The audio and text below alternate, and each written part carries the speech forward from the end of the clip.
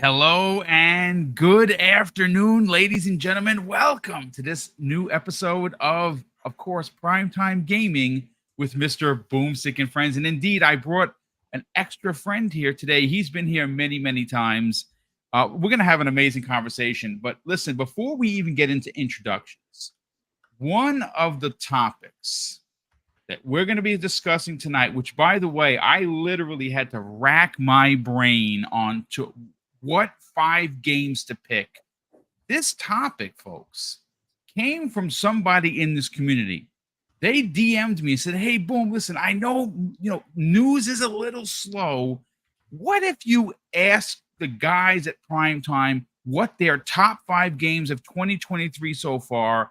And I added a caveat to that. I said, "Okay, that's a great idea, but we're going to add what is our most anticipated game for the last 4 months of the year."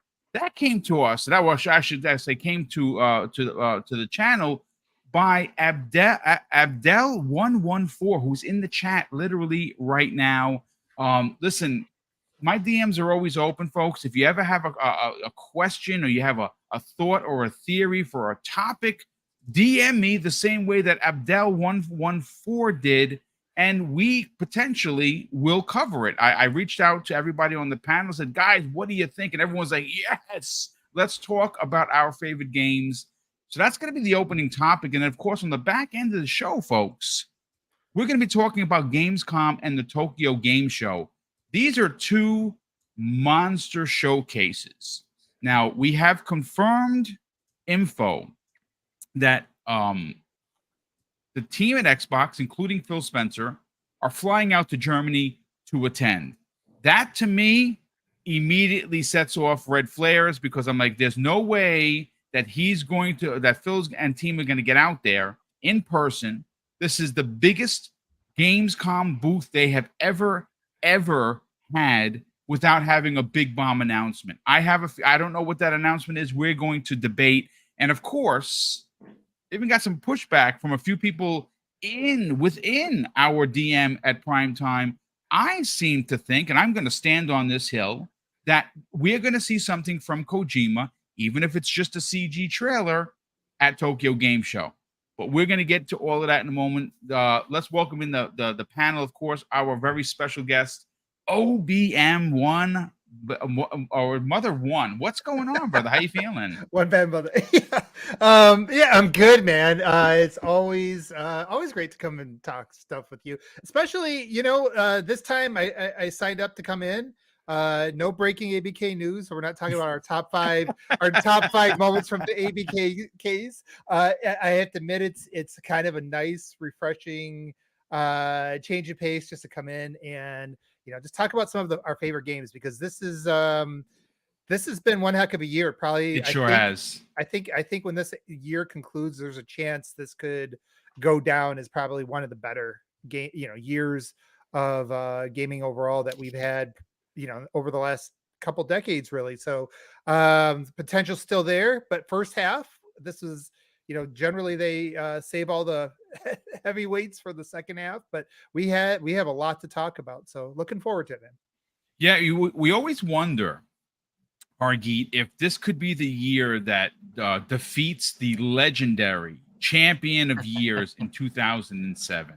I think that it can. I honestly think that we as gamers are so spoiled, and we have so many games to play, that backlogs are just becoming a common thing. Hargeet, welcome back, brother. How you feeling?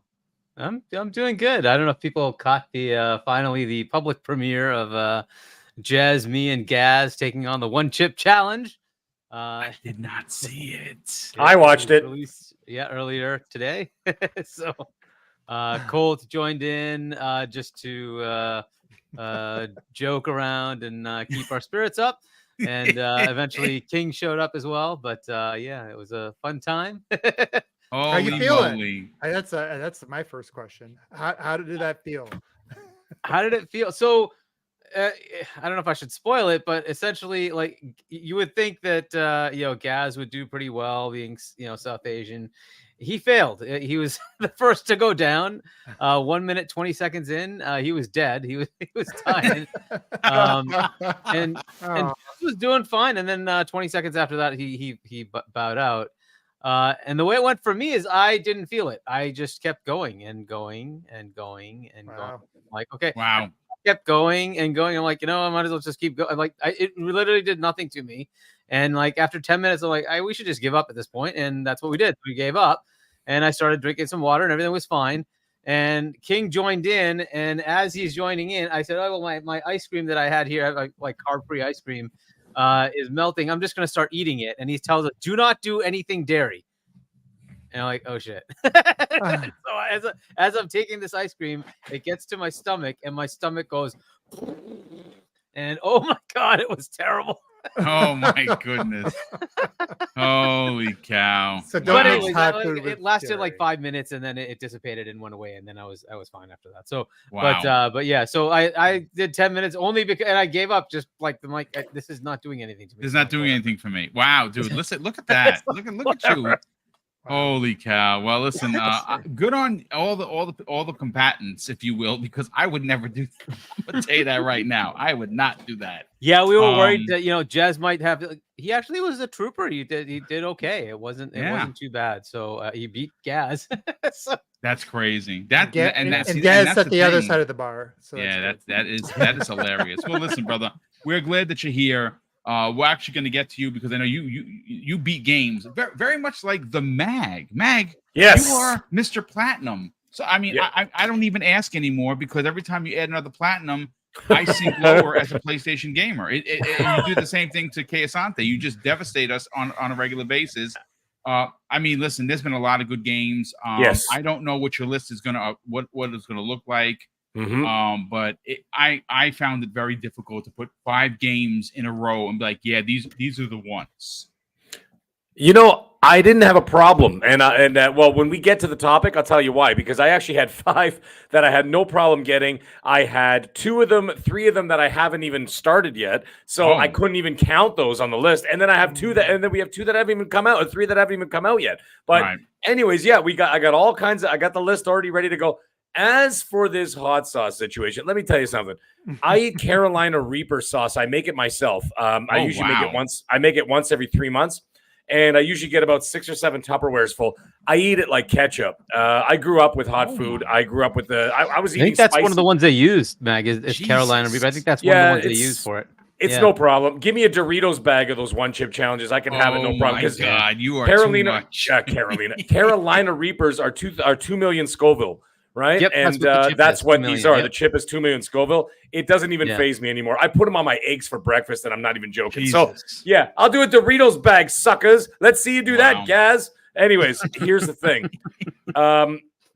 Gamers, you mentioned at Boom that we're spoiled. Boy, do we bitch, though, don't we? We sure do. Holy mackerel. We do have some great games this year. And, when we get into that topic, you'll see more of it. Like, a lot of people are still saying silly things like, 2023 is dead. It was supposed to be the year of games. And I'm like, okay. Don't even know. If once we start talking about our lists, you'll actually start to realize that there were a lot of great games so far, and it's only halfway through the year. So, and that doesn't even include the fall season of all these great games that are coming. So it's going to be an exciting topic. I'm looking forward to the show tonight. Let's get into this, and let's talk about games instead of courtroom drama. So I'm all in for it. Yeah, no, absolutely. This is going to be a fun conversation. And again, this topic came to us the way of Abdel114, who reached out to me in a DM, says, hey, he's under a different name for Twitter. And he's like, hey, listen, this is Abdel114. I got an idea. What do you think? And I'm like, this is fantastic. So shout out to Abdel for the amazing topic, because again, it's a video game talk show. We gotta talk about video games. And speaking of video games and playing them, like myself, doesn't beat as many as he used to. He has work, he has kids. Me, I have 5 shows. Keasante, what's up, brother? How you feeling? Good evening, all. And man, we got some hot chip capable people on this panel. Clearly, I too, I'm not phased by any of these chips. Like I can eat Good. them as if it's no big deal. Like That is I've been just eating hot sauce for, crazy talk. you know. But the reason why I have a hard time admitting it, because then people are gonna put me to test. Because I want someone to go like, "Ooh, if you don't win, we'll make you eat a chip," and I'll go, "Really? Oh my god." I really don't care. Like I could eat that thing like all day. I've been eating hot stuff. The bond beyond insanity, for those who know, is in my fridge right now.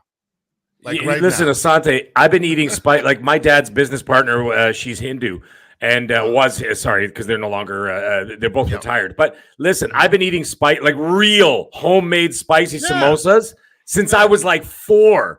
And then from there, if anybody knows Toronto, Jane and Finch is where my dad's pharmacy was, right? Very heavy Jamaican and African area. All hot sauce.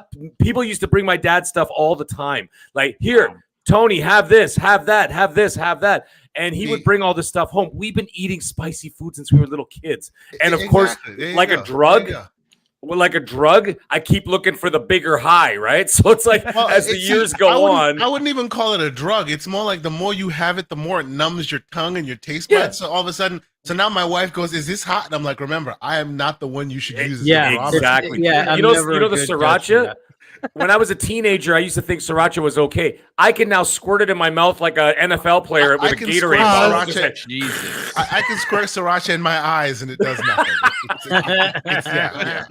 No, but truth be told, much like everyone else on this panel, I feel like I should not admit that, because if I do, then all of a sudden they want something worse than the hot chip challenge. Because frankly, like it does absolutely positively nothing for me. But needless to say, let's move forward. Yeah. You know, I've been eating really, really, really, really hot stuff for a very long time. I go to Indian restaurants and say, "Don't make it the American way, make it the way you make it at home." That's right. And they go, "Are you sure, sir?" And I'm like, "Yep." And that's right. That's what I eat. Do they have a Szechuan place around you? Oh, they have many Szechuan places around me, sir. Yes, absolutely. Yeah. And I'm African, so we really eat hot stuff. Bird peppers, baby, bird peppers. And I'm so happy to see all the familiar faces, and of course in the chat and on the panel. To your topic about the games, the popular games, actually, I had a bit of a roller coaster of emotions, man. And when we get there, we'll get to it. But I started off like you, going, "Oh my God, there's just so many I can't pick," and all this, and then the list just started overflowing, and I have even dark horses. So we'll see where we go with that. But yes, I'm excited to be here. And as the mag has spoken, we don't have to Phoenix write it today, so we here for it. Let's go. Absolutely. Real quick, the first super chat of the day comes away of Hadari Mac, who drops a very generous $5 super chat and says, 30 days, folks, to Starfield. My ship will be the planets, which I believe he says that is Greek for wanderer. Dude, that is dope. That's a great name, and of course it's even more meaningful. That's how we get the word planets. It's from the Greek wanderer. Yeah, there you go. So mine is going to be oh my God, I put it to this way. I don't know, because they haven't really shown it, how we're gonna build. They showed a little bit of the building ships. I cannot wait. I'm gonna lose so many hours in building ships and just staying on one planet and just going around to everywhere. I cannot wait for this game. That is exactly why I'm not getting invested in anything that's like too deep. Like I'm playing Dead Island 2, which by the way is freaking amazing. Like it is so good. The weapon building is just bonkers. Boom! You got me to buy that today. I sure did. Man, on a 4090, on a 4090, that game is monstrous. Oh it's man, the gore and the peeling, it's just like it's something else. It's amazing. Yeah, it's very gory. It is very tongue in cheek. The characters are really well voiced. Like I said, it's considering this had like 9 years of development or something to that extent, and had like 4 or 5 different studios take up the mantle on this thing. It has no right to be this good. And I'm telling you, folks, get it on sale. It is worth every penny. But listen, I want to start first, Mag, with you. Oh, sure. What are your top 5 games of 2023 so far that have really, and I know one of them for sure. I know Yep. one for sure, maybe even 2. What's your list, man?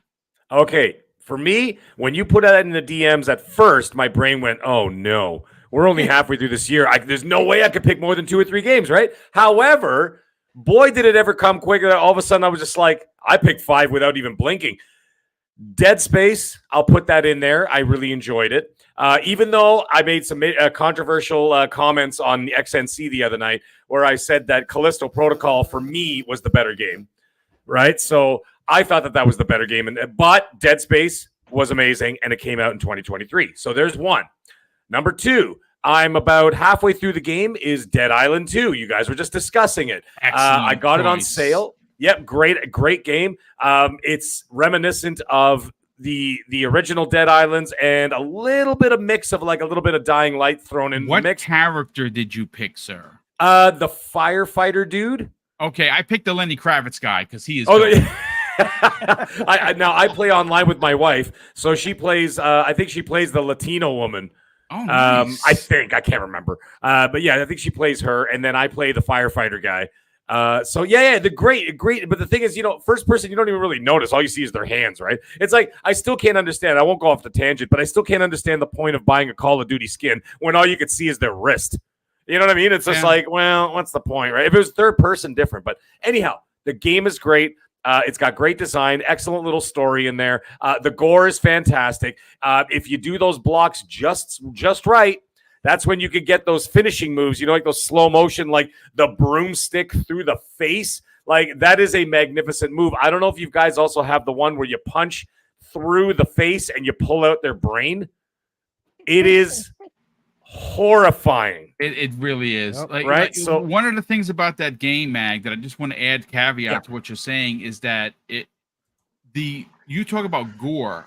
Yes. If you aim for the face, yeah, and you start cutting pieces off, dude. And if they grab onto, you see the jaw is hanging, and it's just like meat is missing. It's disgusting. I know. I love it though. It's so gross, but it's wonderful. I mean, go hit somebody with a tire iron in the face, and then obviously you see like the teeth of the bottom of the jaw dangling, and you're just like, oh my God. I'm like, half the time I'm just screaming at the TV. So it's wonderful.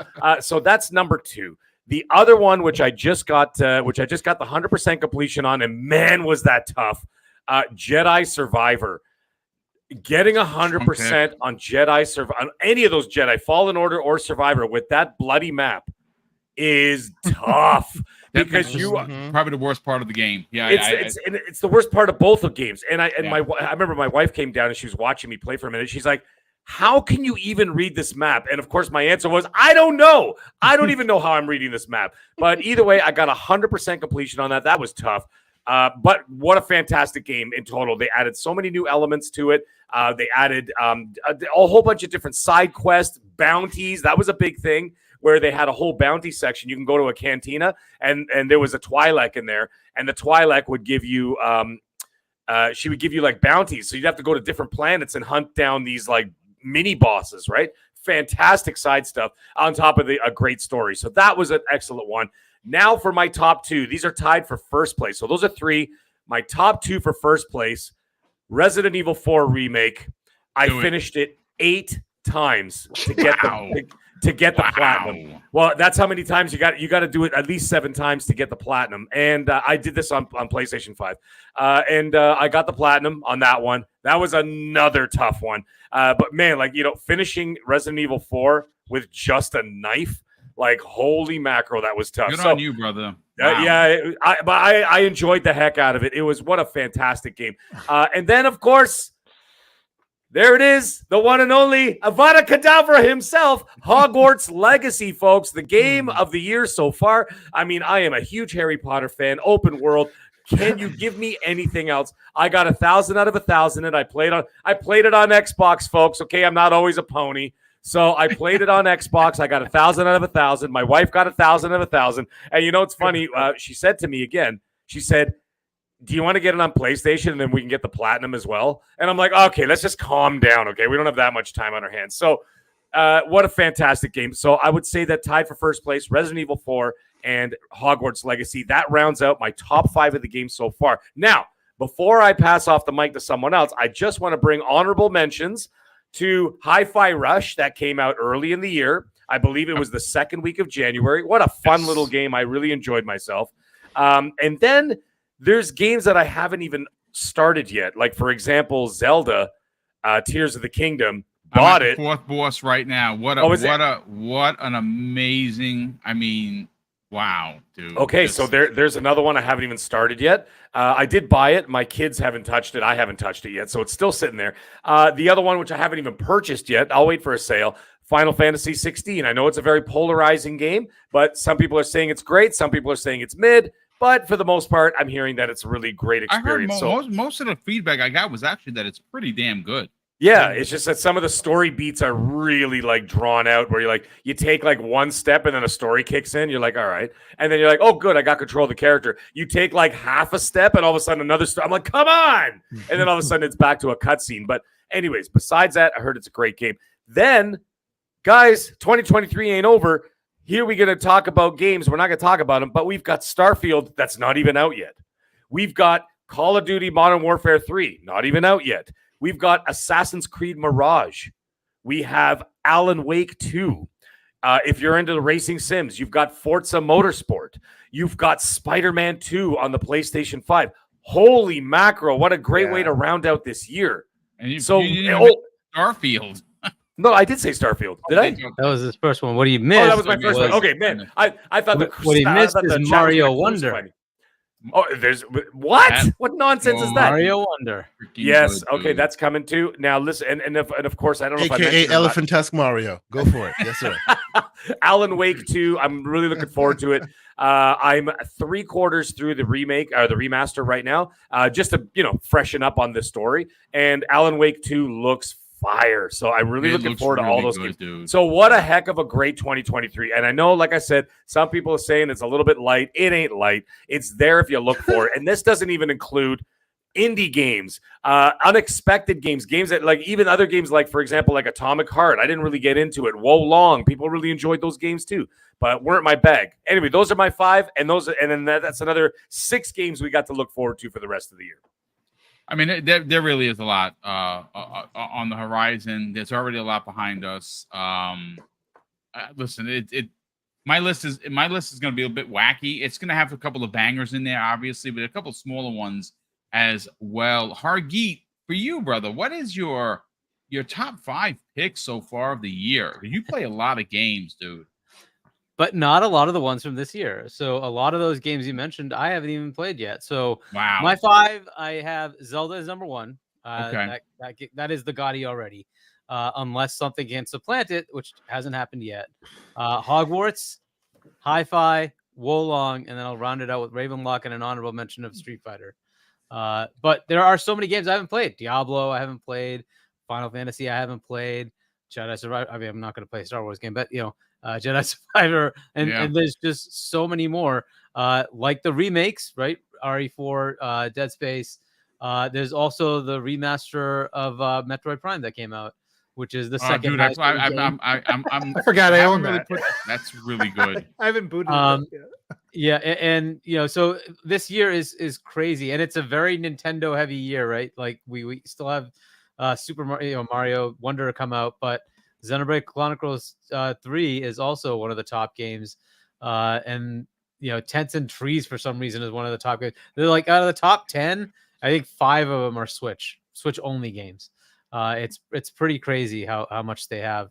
Pikmin 4 just came out, and that's a pretty highly rated game. But there's a lot going on. As far as things that are coming, this one's tough for me. Starfield is certainly one of the ones that I was very much looking forward to, and I still am.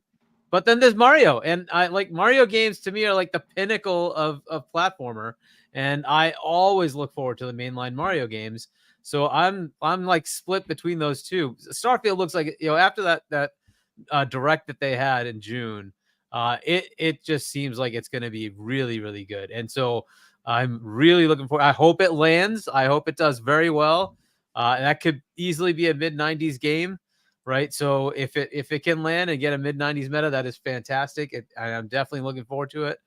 But I can see Mario doing the same thing, right? So if anything's going to supplant, Zelda as the game of the year, it's going to be Mario. It's potentially Starfield.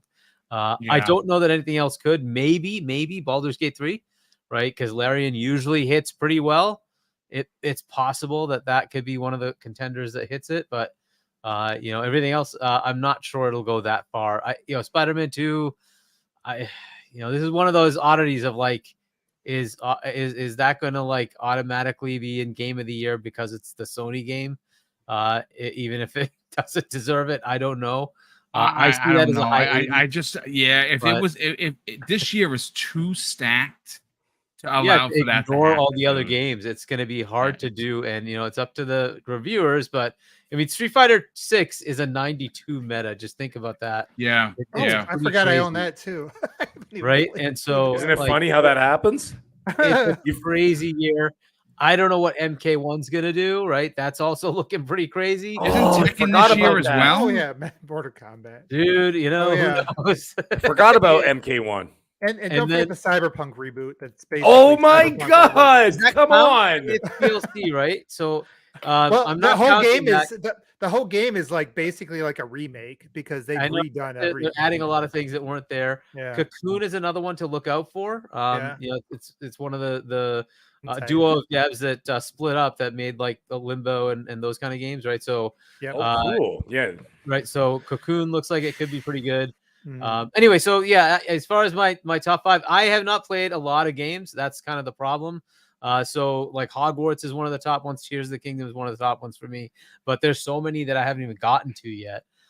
So that's unfortunately, I've been playing a lot of the older games like Grounded. I put a lot of time into Grounded, but that doesn't count, I guess, unless you count DLC because they've added a bunch of DLC. But it's funny. You didn't mention Diablo 4 either. I have not played that yet either. Me either. Exactly. And I'm waiting because I know ABK is going to be done and then it's coming to Game Pass. Yeah, damn right it is. I paid for it already, so they got my money. But I mean, if you waited this long, you might as well just wait it. Yeah, I'll just wait. Yeah, I'll wait. Yeah. It'll come to Game Pass. It better be there September. That's true. That's true. I never thought of it. Yeah, we got to remember that it'll eventually get to Game Pass. Same thing with Call of Duty Modern Warfare 3, for that matter. It's going to be in there in November. That's going to be a. You think so? Yeah, I 100% do. Call of Duty. Ooh. Yeah. I feel that the new 10-year deal that Jim Ryan and company signed negates the old deal. Jim Ryan said it himself that he did not want to market a game, pay for marketing of a game that's going to be looked upon as an Xbox first-party game. It makes sense, business sense. It makes it so. Get that money back. They don't have the marketing, and they relinquish their rights for it, and they don't have to pay all that exuberant amount of money, then obviously Xbox is going to have it. And we don't know what that 10-year deal says, but I'm sure that current contract that's going to go into effect the minute ABK becomes Microsoft property negates the old deals. So we will certainly. That'd be a wild second half for Game Pass. If it would be ridiculous. You have Starfield September, you have October for Motorsport, and November would be Call of Duty. Oh my God, like seriously? And if they pull off December Stalker, my God. Dude. Oh, forgot about that one. Yeah. Yes. You see what's happening here, guys? Playable. Yeah. How do you have your list under 20 games? I was going to say, it seems like as each person speaks, the list grows exponentially. It's actually quite remarkable. It's like ridiculous. All of a sudden I'm like, oh, I forgot about this. Oh, I forgot about that. Oh, I forgot about this. Oh, I forgot about that. And all of a sudden we got 15, 20, 25 games. It's crazy. Yeah. I mean, you still have that game coming out, I think the end of the month by Focus Entertainment, the one in the sand. Oh, yeah. Crap, what the hell's the name of it? Atlas Fallen. Yes, dude, that looks freaking, so good. Absolutely, it looks phenomenally good. Yeah, absolutely. Yeah. Listen, before we bring in OBM, I got to catch up with Super Chats. We have another one from the Black Harry Potter who says in all caps, Mag, did we just become best friends? I think so. Hogwarts Legacy still my game of the year. Yes, he's not wrong. Hogwarts is. Wow. Let me tell you something. When you look at Hogwarts, before you even play it, Mhm. This game had the potential to be a complete disaster, right? Because we movie IPs usually don't work out. And my goodness, what a masterclass achievement. Hogwarts is probably one of my favorite games of the year. There's no doubt about it. I mean, and again, when you get that broom, that whole world opens up. It's crazy good. But OBM, what are your 5 picks for the year, sir? Well, everything was going really well until people started speaking. But so let's just recap what's coming. I got the list. We'll just keep building on it. We got Alan Wake, Spider-Man, Forza, Starfield. Don't forget Baldur's Gate 3, which is pre-ordered for me and one of my top games of the year. Cyberpunk is being basically rebooted, not just the DLC, but they have redone everything. From that campaign. It's basically like they're relaunching it. We got fighting games galore this year: Mortal Kombat, Tekken, Stalker 2, maybe Call of Duty, Assassin's Creed are your standard bearers. So, my goodness, I don't, and of course, once we download Starfield, you're pretty much everything else goes into your backlog. So, God, yeah. So that's what we're looking at. And even some of the stuff you guys are naming off so far this year, I forgot. When Hogwarts came out, I actually was playing Witcher 3 for the first time, finishing it for the first time. So I kind of had an open world burnout. I didn't even consider it. Forgot that was even out this year. I forgot I bought Street Fighter 6. So thanks for the reminder. I need to go play that. I haven't turned that on yet. I put 10 hours into Zelda and got sidetracked. So I can't put that on my list yet. Final Fantasy does look like a game I may consider. But again, with so many things, it's like, well, why not just wait for that to go on sale? Because I do like, even though I'm not into Final Fantasy, for the last, this one feels Devil May Cry, which is a game that I really do like. And then some of the smaller ones. I think there's like a few that slipped under the radar. Wo Long I really enjoyed. Planet of Lana has some of the best music I think from this generation. If you haven't played that yet, just kind of sit back and chill. That music is amazing. And Remnant 2, I just started it. I can't put it on the list right now, but I have a good feeling about it. Because I did like the first one, and this one seems better in every way. So on my list, I'm going to start at number 5. I did buy into the hype initially with Diablo 4. I was not a Diablo gamer before. The campaign was pretty damn good. I will say, at the end, I decided not to suck myself too far into the grind just because of everything else out this year. I wanted to experience some other games. So I had that at my number 5. The cutscenes and the story surprised me. They were really good. The gameplay looks addicting. I'm not totally sure about the end game yet, though, and that might just be may not be your end game looter guy. So I did do a capstone that was a lot of fun, and then I fell off pretty quick. Next up is Hi-Fi Rush, which is basically Sega Dreamcast reincarnated. Yes. It has, for anybody that was a Sega fan over the years, that has the most old school Sega game in the new school era of anything that's come out recently. So really enjoyed that. Just honestly, and I'm not really a rhythm game guy, just for the vibe, the music, the looks, everything.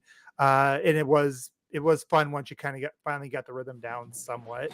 I did notice my rhythm is not as good as it was when I was a lot younger. And then it gets really damn tough. And I probably will flip-flop on the top 3 depending on what time of day you're asking me. Number 3, I barely have in here Dead Space. I didn't play this one on the 360. I was that was my multiple year break from gaming. What? I took like about 4 years off on gaming when I was. Did you get blipped out from Thanos? What the hell happened? Long story. I had to get things in order. So I took a break, and then I kind of got sucked back in early on the last generation. But I knew it was out there, and I did even go. I caught a lot of the games that I missed on backwards compatibility. Through backwards compatibility on the Xbox One, but that one was 720, and it was 1080 I can handle. 720 was really muddy. So I just, once I heard there was a remake, I just held off and waited. And I'm glad I did, because that was it made me really miss, it reminded me like 360 generation, 360 PS3 generation. I really like the pacing and the level designs, and even the game lengths of those games, and the fact that that you immediately beat it and you immediately feel like starting over again, just to kind of go through with your level up character. That was pretty amazing, great atmosphere, and I think, Mag, you hit everything else. And now I'm stuck between RE4, which I am not like Mag. I'm not on my 7th playthrough. I am on my 4th, which doesn't happen very often. Isn't it addictive though? Like, it's so bloody good. You just keep. I'm on my 3rd one now. I'm on my 3rd one. Yeah, it's just keeps getting better, man. That is a brilliant. Like, I wish more games would do that, where you just kind of start the next round with, with your old gear and you're leveled up, and it's like, I just want to see what this feels like to go through this level that I had a hard time with the new gear, and before you know it, you're at the end of the game again, and then you do it again because you got the rocket launcher now, and and now you got to go through the rocket launcher playthrough. So, and now you're like souped up and you're like, well, now I got to do my speed run, so yeah, that's how that works. It sucks you in pretty quickly. And the other one, I might be like in the minority, it sounds like, on this, but Jedi Survivor, despite its performance issues, was another game that I thought did a pretty good job of kind of blending a little bit more of like that classic open world, game design. It was a little bit more Metroidvania-ish. Ever since the first Metroid, I've always been a sucker for Metroidvania. I'm a sucker for all of the, more open Soulsborne games, where you got all these hidden paths and all that stuff. And because I'm not like Mag, and I'm not somebody who I don't even look at achievements. They ruin games for me. What I know, I got to go find. It feels like work. Sorry, guys, for all you achievement hunters, but it is work. I beat games, and somehow I have like 25% of the achievements, and like all of them. I don't know. I don't rush through them. I just screw around. I'm just oblivious. They're probably like, I just walk right by them, like I just need to look on the ground, like pick it up like it's loose change. I never do. But Jedi Survivor was another one. I started replaying that a second time, and I was like, no, wait, I got backlog. Let's not do that. Because it was just fun to play with the builds and the, I thought that just the way they did the Star Wars license more justice than Disney Channel does these days. Oh, that's for sure. The Ahsoka show was supposedly going to be the one to save Star Wars. Let's hope so. We'll see. But I will say, and I mentioned this before, for if you're an old school Star Wars guy, like when I grew up, the OG trilogy was like my favorite thing of all time. I used to carry around the Darth Vader helmet with all the action figures in it. Yeah, me too. The X-Wing fighter with Luke Skywalker, with the R2-D2 was like my favorite birthday gift of all time. I was that guy, and I kind of fell off with a lot of the new ones. This kind of brought back to me a lot of the old feel, and I just thought they did a really good job, capturing that. No spoilers in it, but it does a really good job kind of blending new and old. And I think,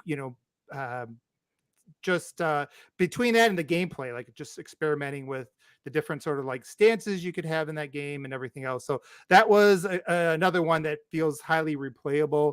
I think the only downside of it to me was the performance on the console.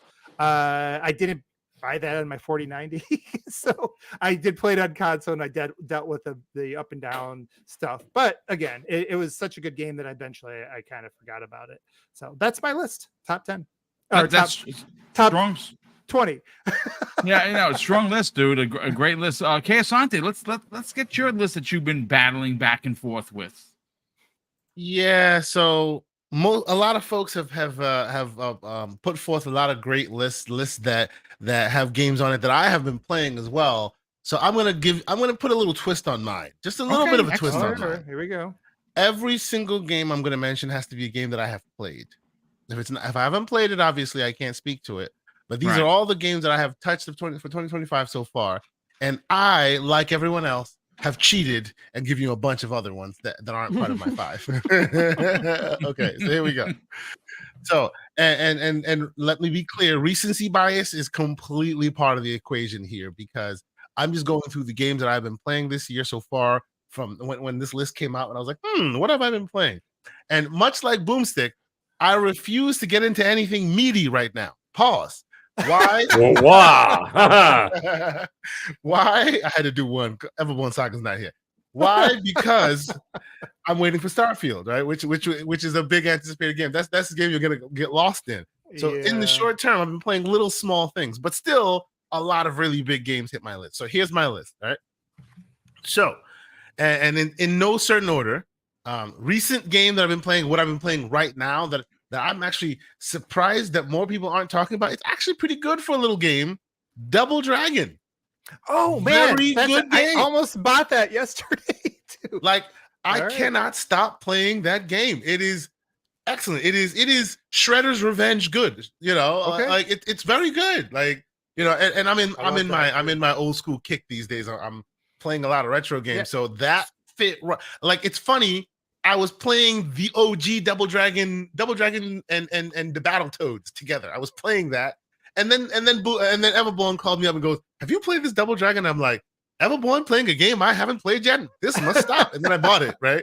And it's really good. Like, so it captures the classics. Yes, absolutely. I loved.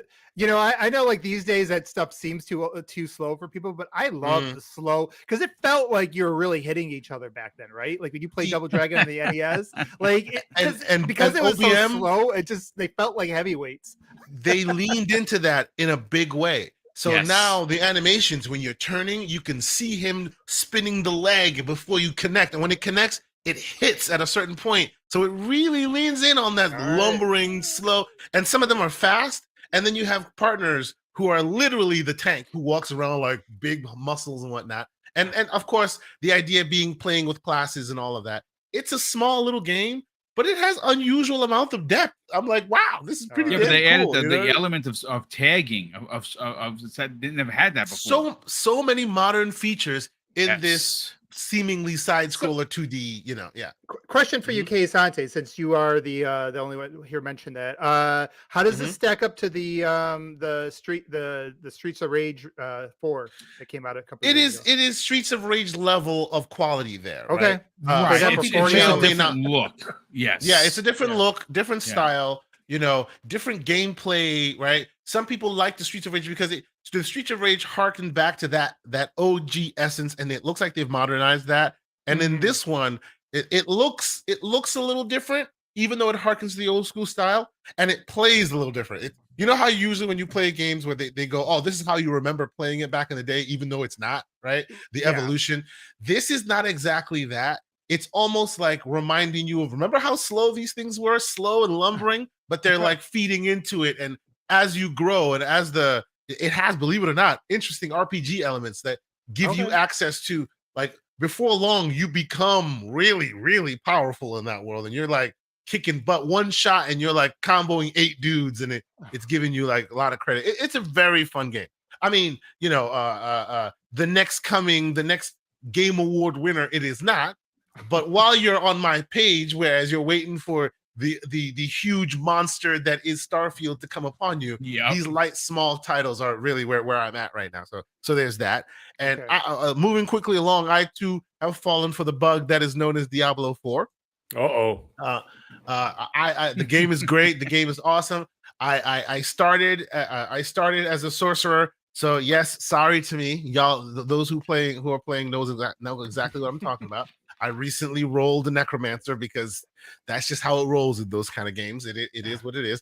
But much like the rest of you folks, you know, we are grazers here, as it were, on this show. So, you know, so many games have come in and gone out that I've kind of like touched it and then put it back down. I know definitively that another pause. I'm sorry. No. I didn't catch that one. That's right over my head. That was good. Yeah. I know that I'll eventually go back and play it, but like you folks, I'm not double dipping on this guy. I'm gonna actually wait until it gets into Game Pass so I can play it on the console as well as PC. I'm not buying the PC version. I have the console version. Shout out to Mr. Boomstick. I have the deluxe edition. Thank you, sir. We had some dealings. I ended up with the deluxe edition. It is what it is.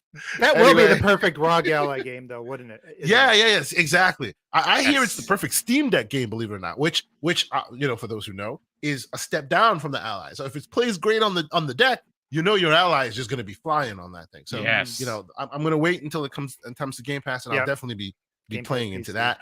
So I too will expound on the magic, even though I've hated it for a long time, but I hate how much I love this game.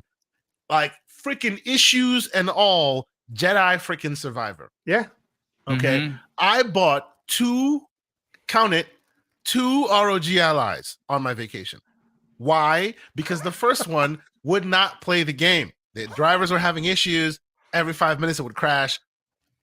On vacation at the at the nation's capital, they're like, "Oh, look at all this culture, look at all this history." I'm like, "Nah, excuse me, fam. I'm going to a Best Buy. I gotta go replace my ROG Ally because I gotta play this damn Jedi Survivor." Okay, this has been doing it, and I still haven't finished it because I love the game. It like as everything OBM is talking about, the Metroidvania aspects of it. They hit the tone just right. Just when you get lost, you find something new. You find some new interesting thing.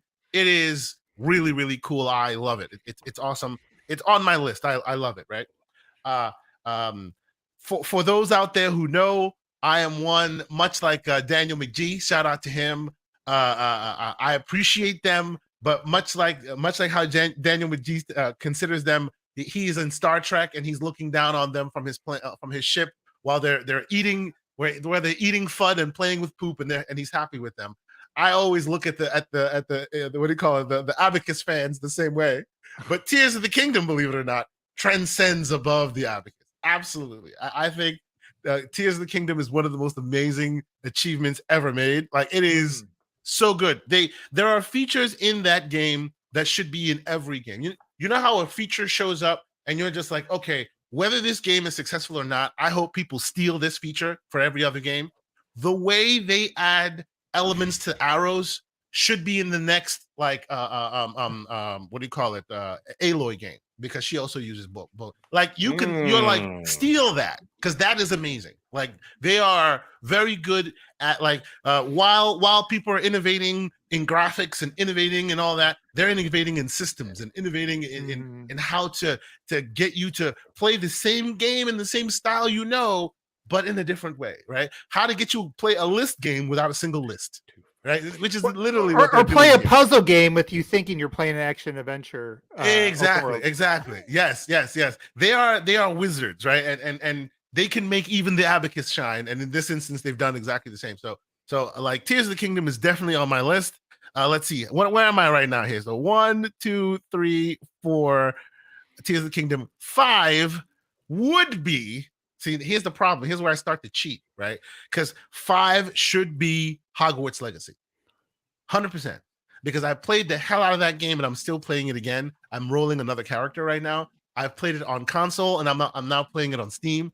Like it is amazing. But if I say 5 is my 5th game, then I am disrespecting the brilliance that is Hi-Fi Rush. So I don't know. Like I'm stuck in between the two of those, right? For me, it's both of those. I will cheat and say I can't pick between either one or two because I've beaten Hi-Fi Rush at least 4 times now. It's amazing. To me, Hi-Fi Rush is beyond reproach. It's amazing. And then, of course, we will do our quick honorable mentions here.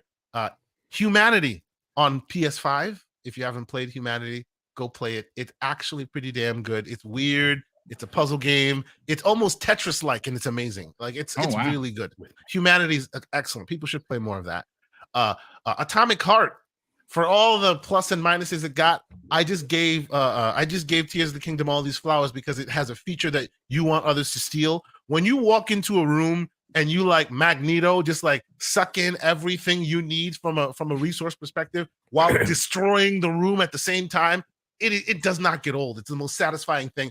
No matter how that game turned out, walking into room and resource gathering is the best thing ever in that game. So and I much think better people should than steal it. opening every little drawer, right? Like, Screw that, right? Like you should. The game should be you start off checking a drawer, checking this, checking that, and at the end you are God among men. You open the door and everything just walks towards you, which is what like Atomic Heart is. It's amazing when it comes to that. And then of course my last two cheats: Fist and Midnight Suns, games that came out in 2022 that I did not play, but now I'm playing them now, and they are fan-freaking-tastic. And I could go on because there's a lot more that could be on this Yeah, list. Fist- But Fist- You know, there's feels- one we all forgot. Lords of the is? Fallen is coming. oh, Yes. cool. Oh, yeah. All right, add Yeah. that to the Yeah, yeah, yeah. list. Here we go. yeah, You know, and that looks hot, man. Looks great. Yes. It does. Liza It looks- P is around the corner as Oh, well. yeah. Liza and P. my- And if they could my fix list- that dodge, let's see what happens. Instead of the little My- prance, you know, my like list that doesn't have any of the future stuff, but if it did have the future stuff, Wayfinder, Lies of P, like there's just too many of them. Too So, many There- of so them. there now, really like, is. this is like another show. It's like, what are you gonna do with? I'm counting now, like what, almost 15 games coming that we've mentioned that are significant. Like none of these are nobodies, and coming for the second half of this year. It's like you're gonna probably, and a few of them are just massive, right? Like if you play Starfield, you won't have time for much. If you play Baldur's Gate, you won't have time for much. If you play Cyberpunk, you won't have time for much else. Yeah. It is See, like- and I didn't it's crazy. even mention the Cyberpunk game, which, let me be clear, Cyberpunk got me to upgrade to the beast that I'm running right now because I needed to play that game at Full its full path. fidelity. Right? Yeah. Like I love Cyberpunk with my whole Alvin heart. just I didn't- mentioned it's Armored not even Core on this 6. list. That's another big Yeah. one. That's Armored gonna Core be 6 is dope. coming. You know, so there's too much going on these days. There's too much, but yeah, games are Oh coming my out of God. the woodwork. And Ubisoft not only has AC Mirage, they also have Avatar, which Yep. looks December. Yep. way better than it needed to be. And when I watched that 5-minute, 8-minute, whatever it was, gameplay reveal, and then they Phenomenal. showed the game, and then they showed not only that you could play it the full game in co-op, and I'm like, this looks incredible. That was another one that looked amazing. So Matt, that's bro, I think that's late I December. hope you're right. I Crazy really year, hope man. that game needs to be good because I want to see Ubisoft come back in some way They to their will. prominence. They will. They have a bunch of stuff coming up. I mean, Yeah. starting with Mirage and now Avatar, and then, well, other things down the road. But the thing is, when those other things do come down, I mean, you're not one of the biggest publishers in the world by constantly releasing crap. You can have bad couple of years. Yeah. You know, but like, look at AC Valhalla was the #1 selling Assassin's Creed of all time. So they're doing well when they do well, but they got to hit the mark. You're right. They've stumbled the last couple of years, and they need to come back to prominence. No question. Yeah. It's hilarious how people give them short shrift, but if you look at your history, if you look at your gameplay, Dude, I'm a I huge am the Ubisoft Assassin's fan, Creed brother. player of all time. Like, Yeah, I man. play all of them at least 100 hours, so they Yep. need to Yeah. come back strong. Yeah, absolutely.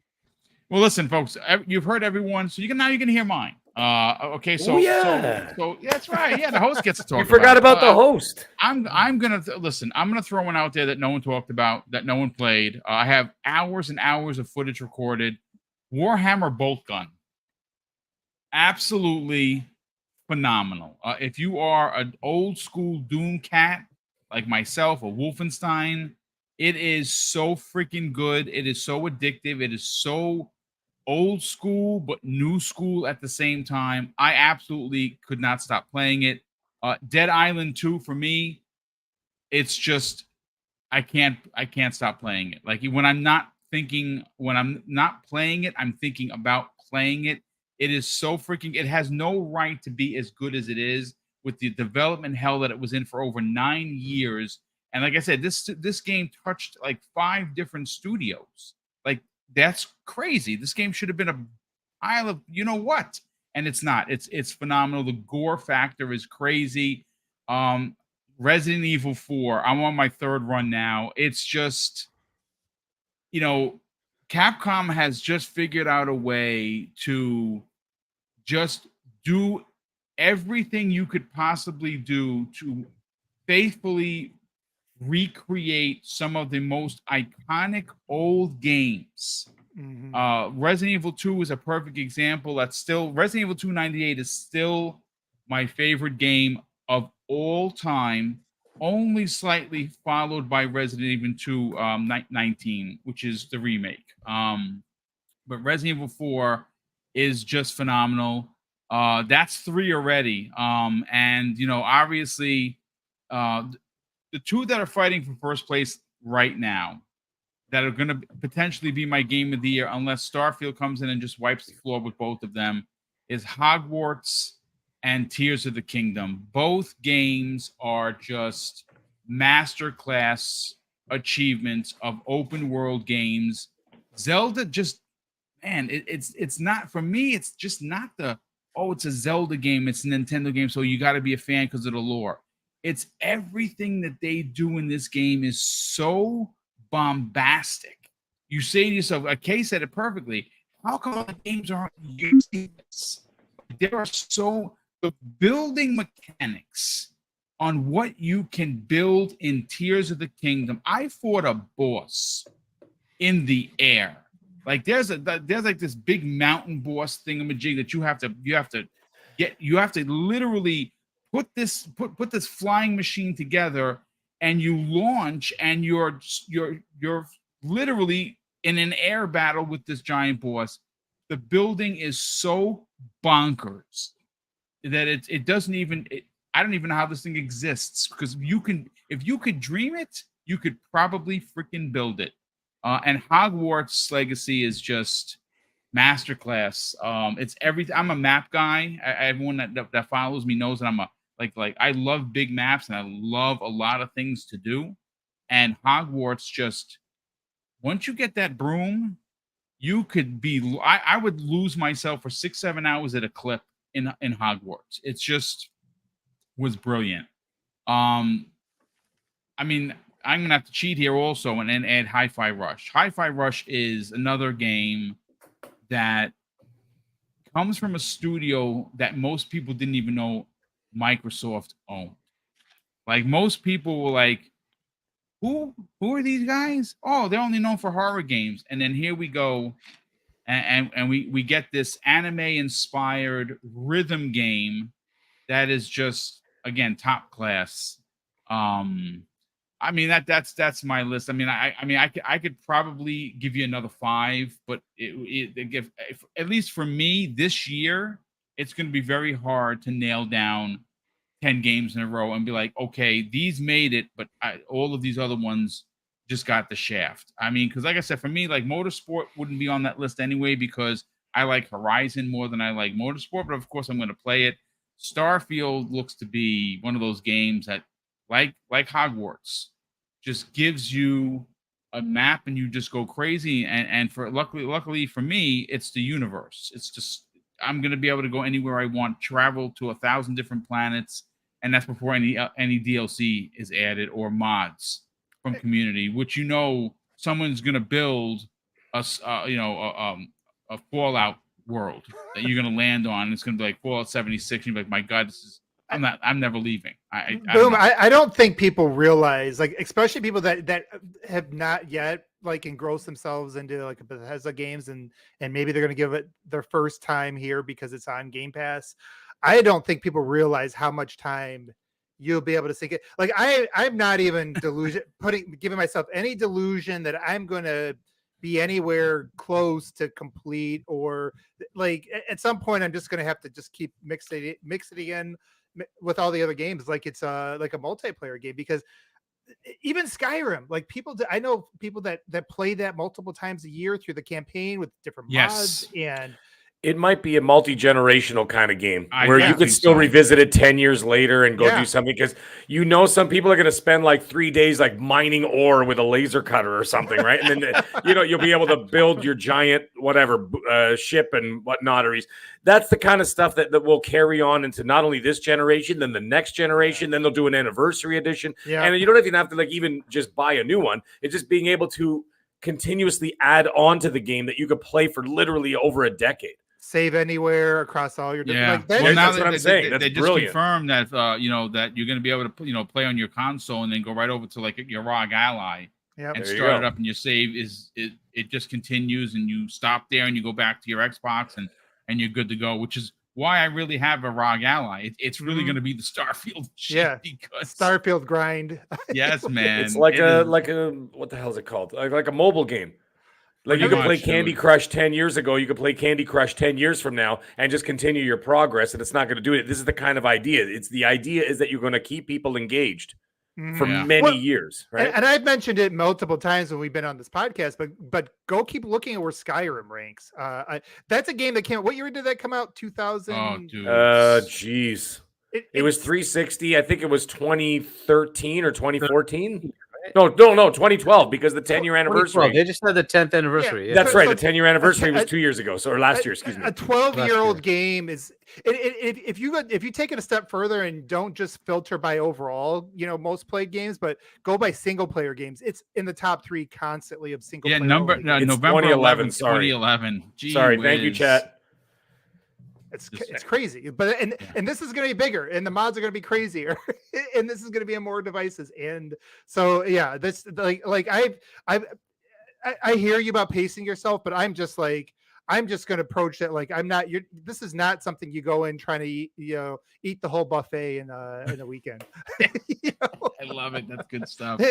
You don't eat this the way Hargi eats his hot chip challenge chips. Oh my goodness. No, that you definitely don't do that. But listen, real quick before we move on to the next topic, and I think this one is very interesting. The first opening topic was fun. Everyone got a chance to talk about games, which is what we enjoy doing because we are a talk show about games. I really want to focus on the remainder of the year for these shows. There are 3 big ones coming, folks. The 2 that are on tap for the conversation this evening are going to be Gamescom, which there are a couple of big news beats regarding that. The Tokyo Game Show is expected, and this was announced by the people that have that show. It is going to be the biggest one in the history of the Tokyo Game Show. I have a feeling that Microsoft is going to be there with a surprise. I don't have that on good authority. It's just a hunch. But we'll get to that in a second. We have a couple super chats here. We have Dean Rivera. What's up, Dean? How you doing? Welcome back. He drops a very generous $5 super chat and says this. If I'm going to play Starfield on Game Pass, can I buy the $30 early access pass and still get to play it early? I'm pretty sure you Yes. can. Yes. Yeah, Yes, you I- can. yes. You absolutely It's can. the same as Forza Horizon 5. Remember that? Yes, literally the same thing. Yeah. Exactly. Yep. There you go. So spend the $30 and you get early access as well. He says, so that thanks so much for the super chat, brother. We have Igmatic Dreams drops a very generous $5 super chat and says, I want an OG Resident Evil with tank control style game. I know there's one called Echoes of the Living coming out soon. Everyone should check that out. I did not even hear about that. And tank controls, man, I mean, I'll try it. Nostalgia is a hell of a drug. This is the reason why I have arthritis at 48. So no thanks. I don't want to go back to the tank controls. Oh my goodness! And the camera angles was just, Oh my God, you remember get those? Yeah, you get the big, you get the one on the corner, and you turn around and you get in your face eaten by a zombie. It's not Well, cool. I can't judge anything because like we just talked about, Double Dragon and there's just something I think the kids will just never understand. Like why this you pick it up and it just takes you back and it feels good and I get it, but I'm with you guys though. I can't go back to that.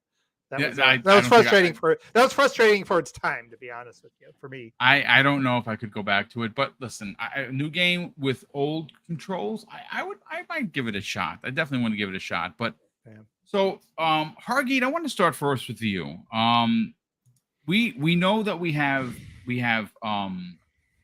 Tokyo Game Show in September. Obviously, we have coming up very soon is going to be Gamescom, and we already know Phil and team are going to be out there. I know Phil likes to be here, there, and everywhere, and I know they're finally coming off of the 21-month catastrophe of trying to get this ABK deal done. Thankfully, that's going to be done by the end of August. I don't think if you're Phil Spencer, you're flying out there with the team. You announce that you're going to have the biggest booth you've ever had at Gamescom and not bring something with you that we weren't expecting. You know what I'm saying? We know that there's going to be games to play. Stalker 2 is the big draw. They've confirmed, the studio has confirmed, this Microsoft has confirmed, Xbox has confirmed that's going to be playable. I'm very excited for that. To me, I kind of wonder if that's the December game that you had mentioned earlier. That would be pretty epic if it comes out December. That'd be a talk about a 4-block month if they can get Stalker in December and Call of Duty in November. Wow, I mean, it's just crazy. And then we're not even talking about the end of the year, which of course is Keeley's show, the Game Awards, which is expected to levy a lot of surprises as it always does. But Hargeet, for you, do you think Microsoft is done showing stuff? Because what I want to bring, the evidence I want to bring to the table here is that Matt Booty himself said, hey, listen, if you didn't see something at the June show, don't worry. We still got other shows. So he kind of threw it out there. You know what I'm saying? He didn't even do it in the sly way. He basically said, hey, listen, there are other shows. Get ready. What are your takes on this? Yeah, so this is for Gamescom. It's their opportunity to showcase some of the European games. We did not see anything with Contraband, right? That was announced. Was it 2 years ago? Right? Maybe it was 3, but they haven't. I think again, 2020 is when they showed it. Yeah, so it's been a while, and maybe that's coming up, and that's from a European studio. IO, I believe they're in Europe, right? Yes. So, and they have Project Dragon. Yep. This could be a chance to reveal that. We now know it exists, right? But from the FTC case, we know that's there now. So maybe it's time to let the cat out of the bag and let's find out what that game is about, right? So that's a potential, right? So it's going to that European theater. Obviously, Stalker, that's going to be another big one. Yep. If they're going to have a playable demo, I'm assuming there's going to be something announced at the showcase part of this, right? There's going to be something announced about Stalker 2, and I hope that's it's either coming out at the end of the year or beginning of next year or mid next year or something like that, right? So we have some sort of time frame for that to come out along with some sort of trailer, I'm sure. So it's kind of their opportunity to kind of get that European theater. If there are any more surprises coming, now's the time to bring those out. And then there's potential to showcase more about what Forza is going to look like. And I believe they said they have a lot of stuff going on with Forza and potentially even Starfield, right? So that's something else we want to see, right? Let's see more about those games that's coming out. So it's time to start showcasing them. So that's what I kind of expect for Gamescom. And as far as Tokyo Game Show, the last couple of years have not been a joke. They have been pretty useful. They've been showing a lot of cool things coming over that had usually skipped Xbox. And they also had things like, I think, was it Deathloop was announced there? Yes. So don't expect this to be a nothing, right? They very likely have, they just did the Square thing that could bring fruit to, hey, we're going to bring out a whole bunch of games, right? And they announced that at TGS. These are games that are coming over probably into Game Pass as well, right? You have potentials with Sega. There's a lot of hints being dropped about Sega something, right? So, barring an acquisition, right? But barring an acquisition, there is potential for them to be bringing other things in, right? So, do we have a release date yet for the new Sonic? If we don't, that might be a time frame, right? And maybe they partner there and say, "Here's the release date coming to Game Pass." Do they have one now?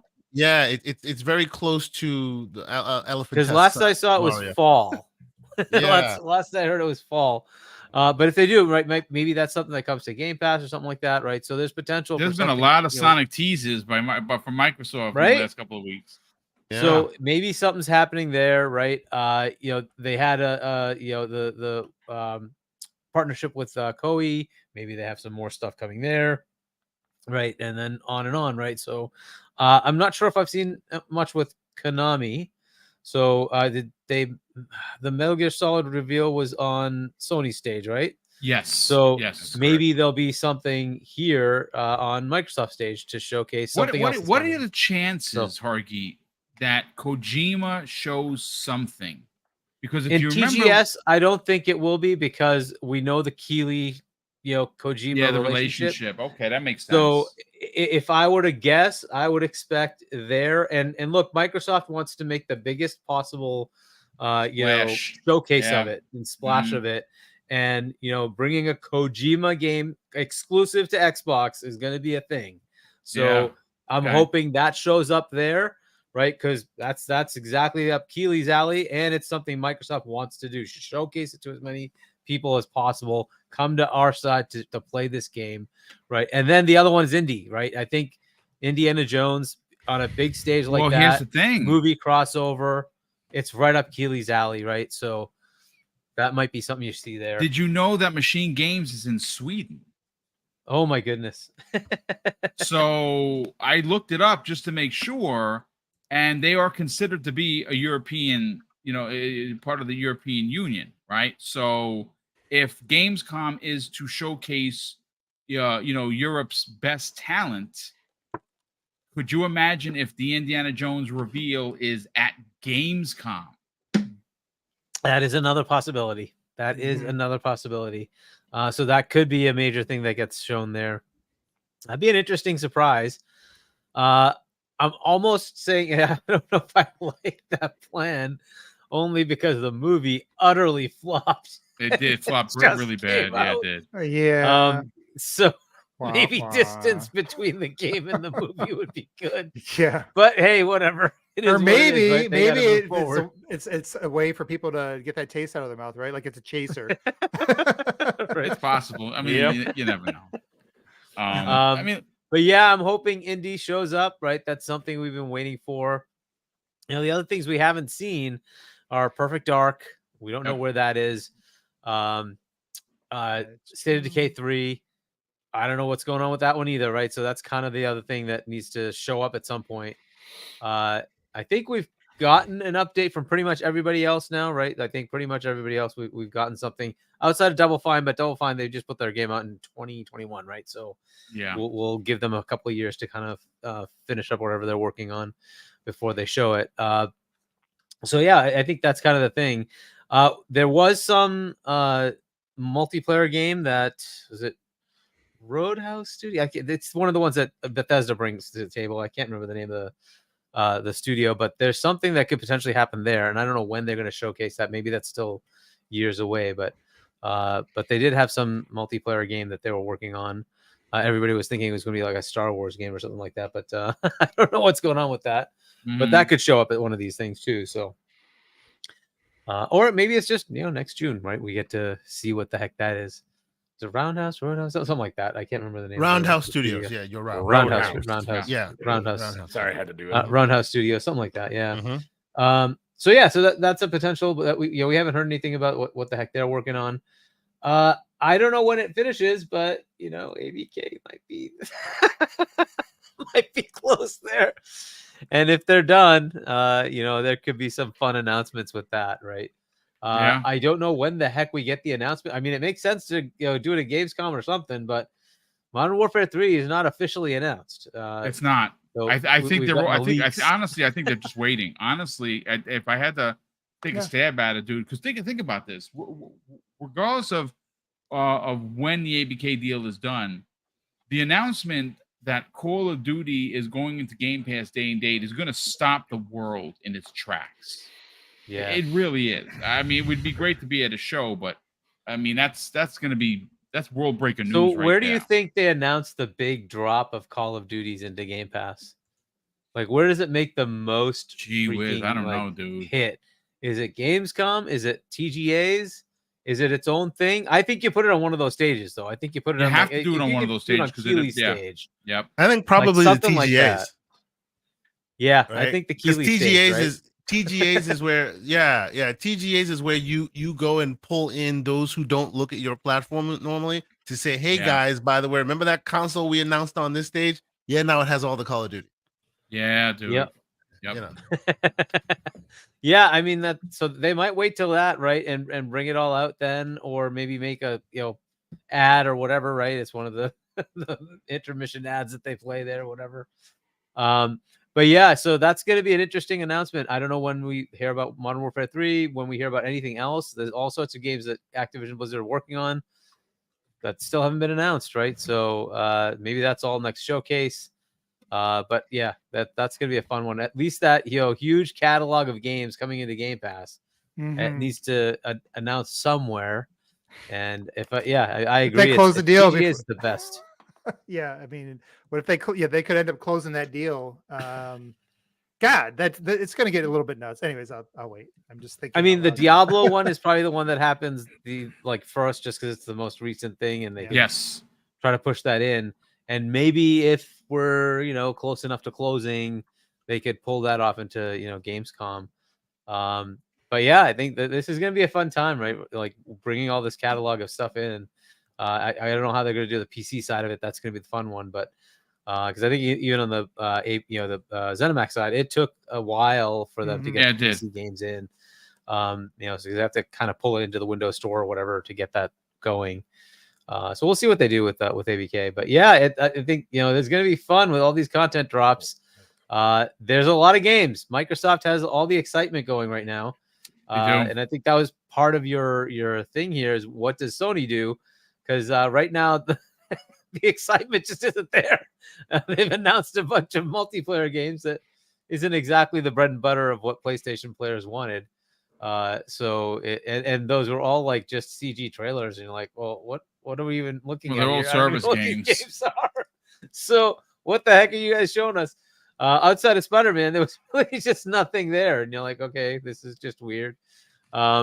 So we'll see, right? So all the fun stuff is kind of coming to the other side, and we'll see how Microsoft pushes this. It's I heard funny the same because thing when I was talking over there that there are other showcases. Yeah, Eric Reed actually in the chat just mentioned, says, don't forget about the other cons. There is QuakeCon and BlizzCon. Yeah, which that's true as well. It's the new Quake could be and those announced. are all Microsoft showcases now. they are. Again, it's a very exciting time for Xbox fans. The ABK watch is nearly done, and it's going to be we're all going to be waiting to see when these mega drops. Because I think they're going to drop 20 games at a clip. So the one Japan studio they have, right? It's Tango Gameworks. Tango Gameworks, yes. They did not showcase what they're working on, right? Outside of they are working on supposedly. Supposedly one of the Evil Within or something like that. Yeah, well, no, they're actually supposedly working on 2. Evil Within 3, I think, is a given. But the rumor is that they're working on an anime-inspired JRPG. Yo. So imagine if that's an announcement at TGS. Wait, repeat that one? Repeat what you just said? The Tango Gameworks is apparently working on 2 games, one of which is obviously the easy one, Evil Within 3. But supposedly, according to rumors, they're working on a second game, which is going to be an anime-inspired JRPG. Oh, wow. Okay. That's right. I remember that now. I was trying to think, it's like, are they going to be the ones that take over Lost Odyssey? But that's not really anime. But, okay, so if they're doing that, I mean, TGS is the perfect place to announce that it'll be exclusive to Xbox. Yep. Like, why not? So that's kind of the stuff that we should see, right? It's that you get to the Japanese theater, and now that's no longer just a passing thing for Xbox. They've been making big announcements. Yeah. So it could be very, very interesting.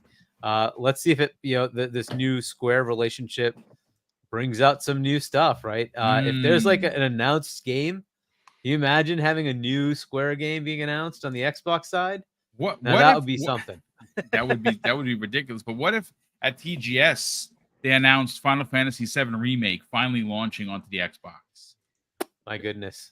That's a big one. My goodness. That's a big one. I don't know if that's, if that wasn't coming because of Sony or if that wasn't coming because Square's relationship with Xbox had been soured. Yeah. Right. Well, if that's the case with the new CEO, that very well could be like, okay, we don't care. We just need money. So we're putting it on Xbox. So let's make the port, mid next year. It's coming out on Xbox. Like, why not? Right. Like, heck yeah, bring it. Absolutely. Listen, Mag, let's get you in on the conversation here, fella. Yeah. Tokyo Game Show, big. It's going to be the biggest one in the show's history. That's a big deal. We me and Hargeet were just going back and forth. We think was going to be there, but I really think the zinger here, and again, just I'm going based on writing on the wall. I could be wrong, and if I'm wrong, I'll raise my hand and I'll take the dunce cap. It's not a problem. But Phil Spencer's flying out to Germany. That's confirmed. What is also confirmed is that this is the biggest booth they have ever put together in Gamescom history. I don't think that you get the team to fly out to Germany and you make this big spectacle booth if you at number 3 in the rankings if you're not going to drop a megaton. I mean, am I reading the tea leaves wrong here, sir? No, not at all. I mean, unless there's 2-for-1 schnitzel deals that are going on, that's the only other reason the team is going to fly out there early. Hey, man, the schnitzels are excellent. Anyways, in all seriousness, here's the thing.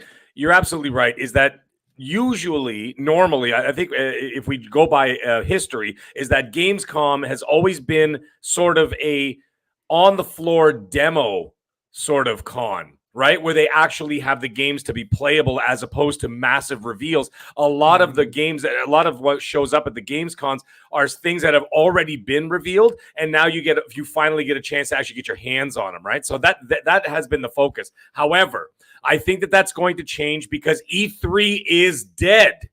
So now there is no E3. There is no other forum except for like their personal ones. If they do like a game like a personal Xbox game showcase or a PlayStation showcase, other than that, there are no other big forums. So to get the maximum amount of impact, you're not going to get as many people checking out the Xbox game showcase or the Sony or the PlayStation game showcase on their own. Right? To reach maximum impact, you want to do it where it's at a multi-console or multi-company sort of event like that, where you get people from all walks of life come in there, and you get even more media attention, right? At that point. So this is where I think you should strike. Now, this being the case, okay, we're going to call, even though obviously it's based in Europe, these are still considered what you would call quote unquote Western markets. Right? Therefore, being the Western markets, what you want to focus on is the games that are big in the Western world. Now, we're not going to reveal Call of Duty Modern Warfare 3 there. Call of Duty Modern Warfare 3 is going to be revealed during a Warzone event. So they're doing it very much like Fortnite does. You know how Fortnite does those events? And like, all of a sudden this giant Travis Scott is like, running around like King Kong destroying stuff. They do that in the middle of Fortnite events to get people engaged into the game, and then, of course, to buy the DLC and whatnot, and then the season passes.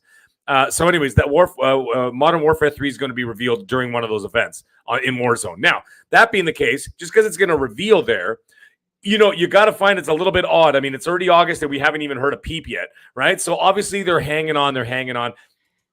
I think this is what you do, is that at this point, I mean, it's coming towards the end of the month, you got to shock the world and say that Modern Warfare 3 is coming to Game Pass. I think that this is the way. And the thing is, whether the deal is done or not, does that actually, is there any stipulation that says that you can't do that? I don't think there is, right? So, there's nowhere in the documents saying, well, if the deal's not closed, you can't have this game in Game Pass or whatever. It doesn't say anything like that. Right. So as far as I know, anyway. So you know what? This is where you reveal that Modern Warfare 3 is going to go into Game Pass. You do not mention the back catalog until the ink is dry on the deal. That's a whole different situation, because then that's something that you want to work out later on down the road, where you can actually get the teams to get in there, go into the servers, fix things up, get the lobbies up and running, and then of course do a big content dump into Game Pass. However, what you want to do there, so that's my first option there. Hargeet mentioned Stalker 2, I believe. He also mentioned IO Interactive with Project Dragon. Maybe that's something else that you talk about there, right? So those are the things that you want to, like I said, you want to stick to sort of the Western market style games that are going to do well there. Now, to move over to the other side, the Tokyo Game Show, this is an interesting one. Actually, ironically, I find this to be more interesting than the Gamescom situation, because this is where we could possibly get bigger reveals. What I mean by that, just as you mentioned, Boom, maybe Tango finally announces their next game, because the Hi-Fi Rush thing, don't forget, when they announced it and dropped it, they were already finished the game, which means that they were already well deep in development of the next game, which means they could be polishing that game for all we know. We don't know what's been going on, right? We don't know how far along they are. They could announce something there. That's where Tango can show something there. Another thing they could do, they could talk about, now hold on a second, now hear me out, not show anything, but this is where you could do a proper announcement, a title or whatever, maybe even like a little bit of a sneak peek of Hideo Kojima's game for Xbox. That picture of Hideo Kojima wearing the Xbox shirt has been making its rounds on social media. This is where you strike. So you do that, you show that. However, you put a caveat in there. You give a little bit of a teaser, and I mean like not even a morsel. And why? Because then you could say, if you want to see more, tune into the game show in December for the full worldwide reveal, and you get the world of gaming salivating. I love what you're putting down there, brother. That's great. 3 months. You get 3 months of people going, what the hell is this thing? What is that? What is this? You get people intrigued and interesting. You get the buzz rolling so that when the Game Awards show up, everybody in the gaming world is going to tune in to find out what the hell this guy's working on next.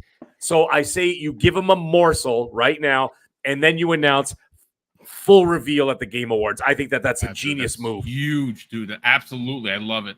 So that's my call there with that one. The last thing I'm going to mention before I pass off the mic is, and actually, I do have to actually leave a little earlier tonight. Sorry, guys. Work is busting my chops tonight. The finances are out of control. Anyways, the other thing I wanted to talk about quickly is the Square Enix partnership. This is something that they may, just like Boom said, actually, that was something I was thinking about. Maybe they finally announced that Final Fantasy VII situation. They will not talk about Final Fantasy 16. It's barely just come out the gate, right, for Sony. They got that for 2 years from what we understand. Okay, so they're not even going to talk about that. But maybe the Final Fantasy VII. It's been how many years now? 3 years? At least. Like, give me a break. Yeah. Although, there could be a flip side to that. I know Colt said it on Monday when I was talking about it with him. And he says maybe they're not saying anything about it until they release all 3 parts. Oh, because maybe. Okay. You know what I mean? So that kind of deflated me a little bit, but you never know. You never know what's going to happen. And the last thing, there was one more thing in the Gamescom. Maybe at this point, this could be another one that you could do. Eventually, you can make something of an announcement about Diablo coming to Game Pass at some point. That would be big, yeah. And I think that's something also, like I said, that's a very Western game. And also, let's not forget the reason why they're going to announce it in Game Pass is because Everborn paid full price for it. So the fact that there you go, twice. So it should be coming even quicker now. So every time Everborn buys a game, either it's absolutely guaranteed. That's right. Then it is guaranteed to come into Game Pass within 60 business days. It's not even Everborn 10 full hat. That's legit. That's if you check in the Bible, it's in the Bible. 60 days? Yeah, it's in Ezekiel. It's in the Ezekiel section of the Bible. It's right there. If Everborn purchased it within 60 days, it's going to end up in Game Pass. So that's that. Now, the other thing, the last thing. Speaking of Everborn, is that maybe this is where you talk about the Sega partnership. This is where you bring up something big, and I do not think I stand firm. It will not be an acquisition. It will be a deep partnership like EA. Instead of an EA Play, you can have, God damn it, Sega Play would have sounded so good, but EA took it already. So they got EA Play. So I don't know what you call it. Like, I don't know, Sega, whatever. And that's where you announce it as a division inside of Game Pass for no extra charge. You get all those, you get that whole section in Game Pass of retro Sega games all the way up until modern Sega games, including Sonic Frontiers in Game Pass. Let's go. Whole section. You can go to it right now. Just like in Game Pass right now, you can go to the EA Play section. You can go to the Sega, whatever you want to call it, section, and off we go. And I think that this is what you got to do. The fact that Phil is flying around the world, he's not looking for schnitzels, and he's not looking for 2-for-1 sushi. Okay, he's going there for a reason. Yeah. And those reasons are big. To get that man out of his chair, there's a reason for it. So that's what I see. Well, just to add one more caveat to that, Mag, before you get on out of here, what if one of the first super games that they announced at the Tokyo Game Show is Jet Set Radio, the reboot or the remaster? Oh, that'd be lovely. I'd be down with that. Man, you stole mine. Damn it. We almost made it. Sorry. Just kidding. Oh, my God. Not really, but it's fine. Don't mind too. Never mind. Oh, wow. What if it's some Game Pass stuff like finally whatchamacallit, Cyberpunk makes it to Game Pass? Hasn't that been a rumor for a Mm. bit? It's been, Yes, it has been. You know, what's funny is there was a leak. This is before I even started doing the YouTube thing. I sent Boom a screenshot that I snagged of Game Pass Brazil, I think it was. And it was an advertisement that was quickly pulled down. And it was a picture of Cyberpunk was actually going into Game Pass. And it wasn't fake. It was real. And this is before I even got into YouTube. We just DM'd each other once in a while. And I just sent it to him. I'm like, dude, check this out. And that was really the first interaction. And that might make sense too, because you got to think about it, because they can upsell everybody with the DLC, right? That just came out. It's just coming out. Oh, absolutely. Well, Like I mean, they have the relaunch. marketing for the DLC, so it makes sense. If you were going to launch Cyberpunk into Game Pass, it would be exactly around to upsell people to the DLC, which would be dope. Yeah. LBM, let's get your hot take on these two shows. Obviously, Xbox brass is going to be there in full dress uniform to do something. We don't know what they're going to do. I don't think they're going there for no reason, dude. Like it doesn't make any sense. And some really big Xbox announcements have been announced at these two shows. Mm-hmm. Yeah, and so you Boom, and we talked about it before.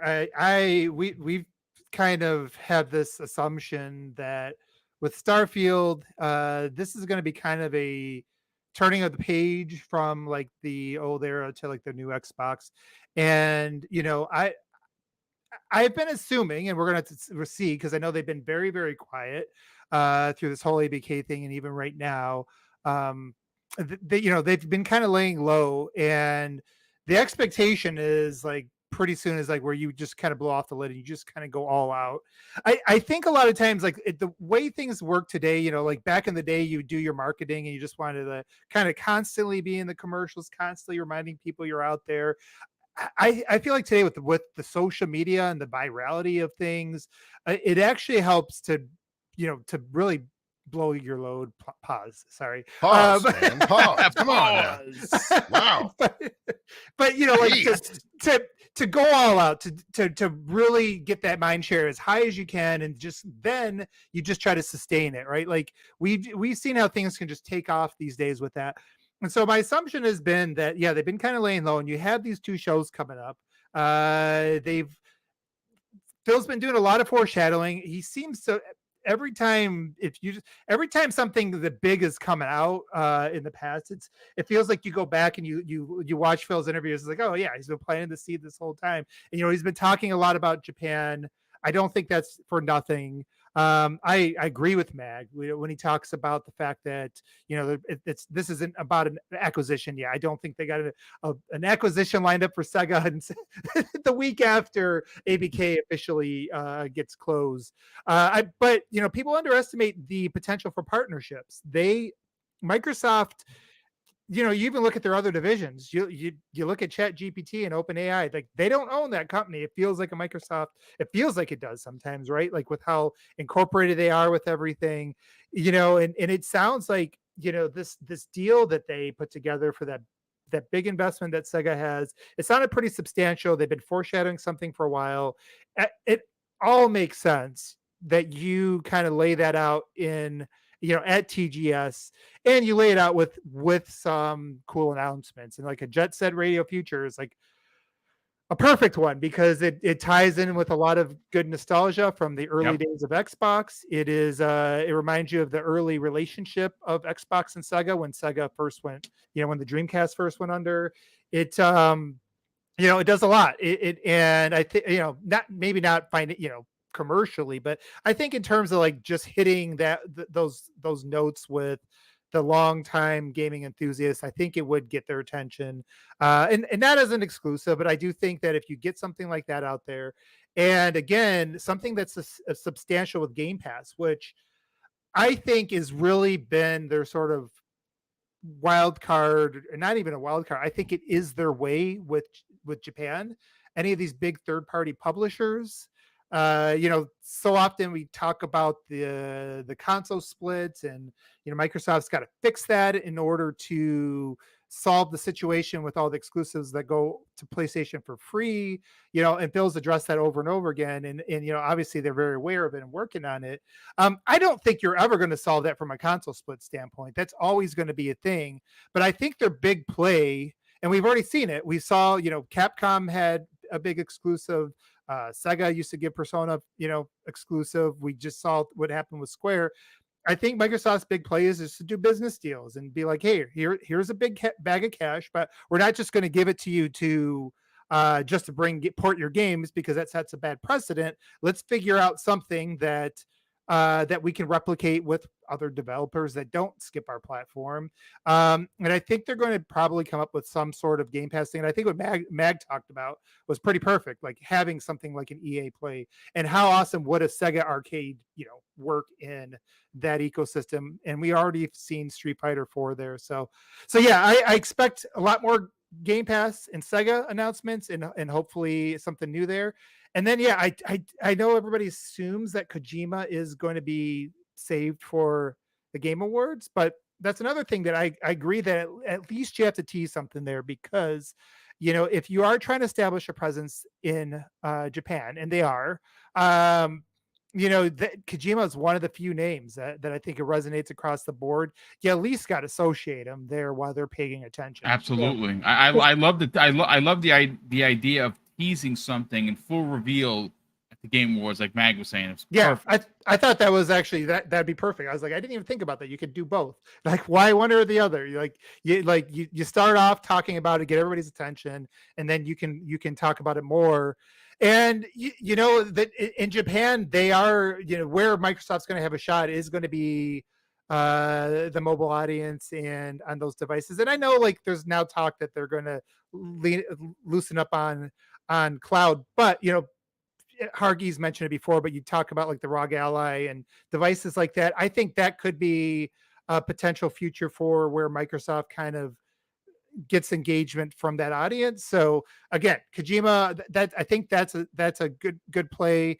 And then we still haven't seen much from their second party this generation.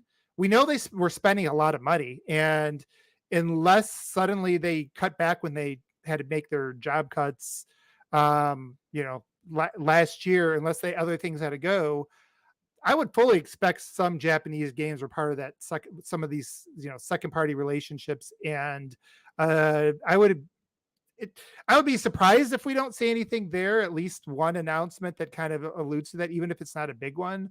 So something along those lines, where, you know, Microsoft exclusive. And then Gamescom is, I think that's going to be the lead up. So like if Starfield's the beginning, I think this is your runway to that. And it could be where they start to start the push for, you know, marketing and everything. I do think that over the last year, because I know there's been a lot of controversy on Twitter about like Microsoft's not doing much to like talk about Starfield, talk about, you know, anything, marketing anything. You know, my suspicion is that with all the fiscal cut, you know, all the budget cuts that they were making last fiscal year, that Microsoft probably had to make some choices. And it's like, hey, we don't want to cut our games, we don't want to cut our studio, so we're going to cut short term, we can cut our marketing, we can make less consoles, or try to cut it as close as we can to demand, in you know, so that's going to have shortages. I think you're going to now see that they're going to, with ABK coming, you're going to see a big push. And so, yeah, I would expect more than just a few Game Pass announcements. I think one that seems out of nowhere, but I would maybe throw some money down on this one, would be the Contraband, only because, you know, live service games do not, in games that play well as multiplayer, we saw with Sony show, they don't show well in videos, especially if they're a new IP. I think if you're going to introduce it, you either going to have to shadow drop it and just say it's available now, go try it, like you know, like EA did, or you put it on a show floor for the first time and let people try it out. And I've actually heard that there's some promise to that game, and you know, it may be a fun game. So I think that could be a place where you reveal something like that. And the one that nobody mentioned that I think makes a lot of sense is Hellblade. You know, showing some combat there. I know everybody's assuming that next year in January is probably when you do that. I like that makes sense, but you could go with it. You could do both. You could go Yeah, like you I could do agree. some combat this time. You can go a much deeper dive. I mean, they've done that, right? They've done that with Forza Motorsport. They've shown that deep dives twice, E3's showcase. So why not? And they really just gave us nothing more than a tease. My gut feeling is they're holding back again for all that momentum they want to generate this fall. And people have been talking about that. We know that Ninja Theory, I mean, they went public that they put a lot of effort into the combat this time. They hired all new combat designers. The fact that they haven't shown combat doesn't mean it's not a priority. It's just something I think they want to really show it when they can really show it. And maybe that's something you go a little hands on. Who knows? Again, that's just a guess. Didn't hear anything, but like logically, if that's something that they're really proud of, that they talked about the lack of depth, like they thought it was a little bit too easy and simple. They want to really show people that this time they've gone back to their roots and really have got some depth to their combat that is a lot more fun and engaging. This is a good place to show it. So I think those are probably, those would be all big ones, and all that's going to happen in right around the time ABK is going to close. So if it is closed, maybe you do just say, hey, today Diablo's out. That just makes sense. The minute right? that closes, Diablo's going in there. I'm telling you right now. There's just no doubt about it. Yeah, I've heard people like, Starfield's coming out, like you can space it out. Again, I don't think you space out anything. I think you just go and you just say, it's all here. We got more than you can play today, but come on over and it's subscribe to Game Pass. You got all year next year. I think you make a statement with that $69 billion closing. You don't just kind of, you don't just kind of dibble, just play around with it, because in the future you're going to have, whether we get Call of Duty this year or not, you're going to have Call of Duty in Game Pass, so you don't need to save all the other backlog of games, the Transformers, the Tony Hawks. I think you just dump it all in there, as soon as you can, and make everybody know what this is. I agree. Going to mean. So that's that. I think that's enough. Yeah, no. I do it. I love the takes. They're very well thought out, and I like what you're putting down. Asante, I want to get your hot take on this, but before we do, let me just catch up on the super chats. We have a big one from Jimbo Jangles, our good friend from the Rockies. That's a very generous $20 super chat and says, "Hey, Boom, of course I'm excited for Starfield and Spider-Man, but smaller adventures like Sea of Stars and Replace still have me very excited as well." Side note, Oceanhorn 2 just dropped on Xbox today. I am buying that tonight. Oceanhorn 1 was dope. It is a Zelda ripoff, if you will. You can call it whatever you want. It was really, really good. I want to play the second one. The second one looks really good. So shout out to you. Thank you for the generosity, Jimbo. Victor Alistine drops a very generous $5 super chat and says, "This pay for early access Game Pass feature could be used to entice big AAA titles into Game Pass. Could also be good or bad in the long run." I mean, I think that it's a great additive, so that you don't have to go out and buy the game to get that they're offering you this pass. You pay the $30, you get this DLC, and you're good, and you have the game on Game Pass. I think it's brilliant. Early access. I think what he's saying is like this is a way you can get some AAA's from those absolutely publishers, right? Say, Yeah, hey, we can do this, right? It's a way to structure it. Yep. Yeah. Because you're gonna have to you're gonna have to make it look attractive, right? But you also don't want to set bad precedent and say, because then Western developers, then Take-Two is going to be like, well, why should we put why should we put Grand Theft Auto on there if you're paying everybody else just to make your game there? So you can't set that precedent, but you could with Game Pass, right? It's like, okay, like, hey, Rockstar, you want to replicate that? Then we got a Game Pass deal for you. So it makes perfect sense, and like I said, it would definitely entice some of the bigger studios to be like, hey, we want Game Pass because we can get the big bag of money from Microsoft and still get all of the money from the DLC. And also, don't forget they're going to have to figure out a way to merge PC and console. And I know it seems like there's a big disparity now. I think Ultimate, what they're going to do is they're going to make that tier worth it in terms of games. So we already know like EA Play is part of Ultimate. So if they get a Ubisoft Sega, needs to come to it. yeah, if you get a Yeah. Sega Play, if you get like maybe Ubisoft's like second tier subscription in there. No, the whole thing. Why do we No, keep the whole saying thing. no? We Yeah, should tell them. I absolutely. want the whole bloody thing. Ubisoft Something. Plus, bring it. I think they're going to try to figure out a way to basically make. I mean, now we have numbers, right? It's like 80% of their 80% are Ultimate Game Pass. Yeah. Because then you auto renew your dollar. That's a lot of freaking subscribers. Well, you know what that means? It's because everybody who comes in off of $1 does it on the Ultimate, and then people forget about it. No, it's like your gym membership, that's for sure. Yeah. Highlander 001 drops a very generous $5 super chat and says, my friend took time off to play Starfield, and he just got a notice to do jury duty that week. Oh my god. Man. I never laughed so hard in my life. No luck at all. Dude, you have to ask for an extension. That sucks. I hope he gets out of it. Yeah, I hope he can ask for an extension. Like, hey, listen. To that you say ROG ally in your in your man bag. You will need it. You'll be sitting They there. don't allow that shit though, do they? I think you're like they- blocked from all that. You can't use any devices. Oh, that's Yeah. awful, dude. That is Worse. awful. Dude, that's such bad luck. That is really bad luck. I hope they That's get out of awful it. luck. King Webb drops a very generous $5 super chat and says, why don't they turn Tango into a publisher and gobble up the Korean studios wild? Shout out to the panel at Xbox Xbox New World Order. Indeed, brother. And Eternal Shaddai has become a channel member. Brother, thank you so much for the generosity, as always. Kia Sante, let's get your hot take and then we'll get everyone the H out of here. What are your expectations? Because I kind of feel like Microsoft needs to. They've done so much and they're doing so much now.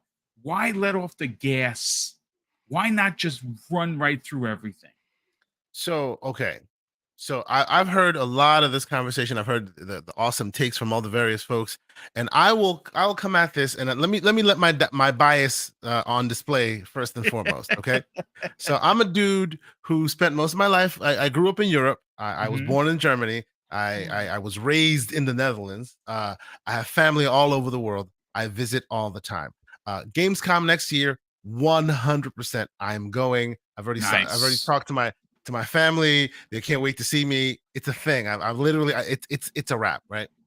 For the longest time, even in the continental US, I was like, come on, E3. You know what Atlanta looks like. You've been there before. Yeah. Why do you keep doing LA? Right? Gaming has broken so far beyond where we all live. Like we see all this, as you can see, all the European influences, all the Asian influences. Many different groups want to be able to come together and speak the language of gaming. And when they do, it needs to be as powerful as it is at E3. But up until now, even the bigger shows, your Gamescoms, which dwarf E3 in size and scope, always tends to get the runoff news. Always tends to be the secondary. Oh, well, E3 is the big show. Everything else is secondary. I have always advocated that needs to stop, right? And E3 themselves are even pushing in that direction now by going, not this year, next year, right? So you now have no choice but to show off your wares in other places, right? I've said this for the longest time. It is time to stop making every show a derivative of E3. Every show needs to stand on its own 2 feet and be just as memorable and powerful as E3 of old.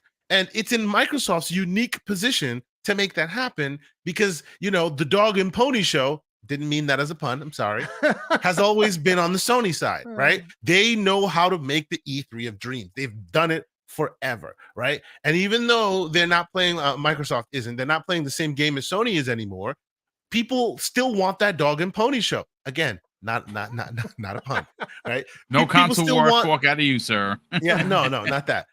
People still want that. Hey, we had this awesome show and they showed us this, and they still want the back and forth. They still want the, round 3, ding ding. They want that, right?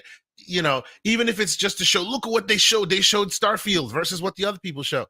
So because that's Microsoft's like modus operandi, that's where they live now, right? Upending the status quo. They've upended the status quo in console. They've upended the status quo in how games are delivered and all that. Now it's time to upend the dog and pony show, right? So bring your A game to these other places that used to just get run off. Let the Gamescom show be actually a show that people just lose their minds and, oh my God, that's where they announced this amazing news. And then do the same in TGS, right? And just for good measure, do the same in XO if and when you finally bring that thing back.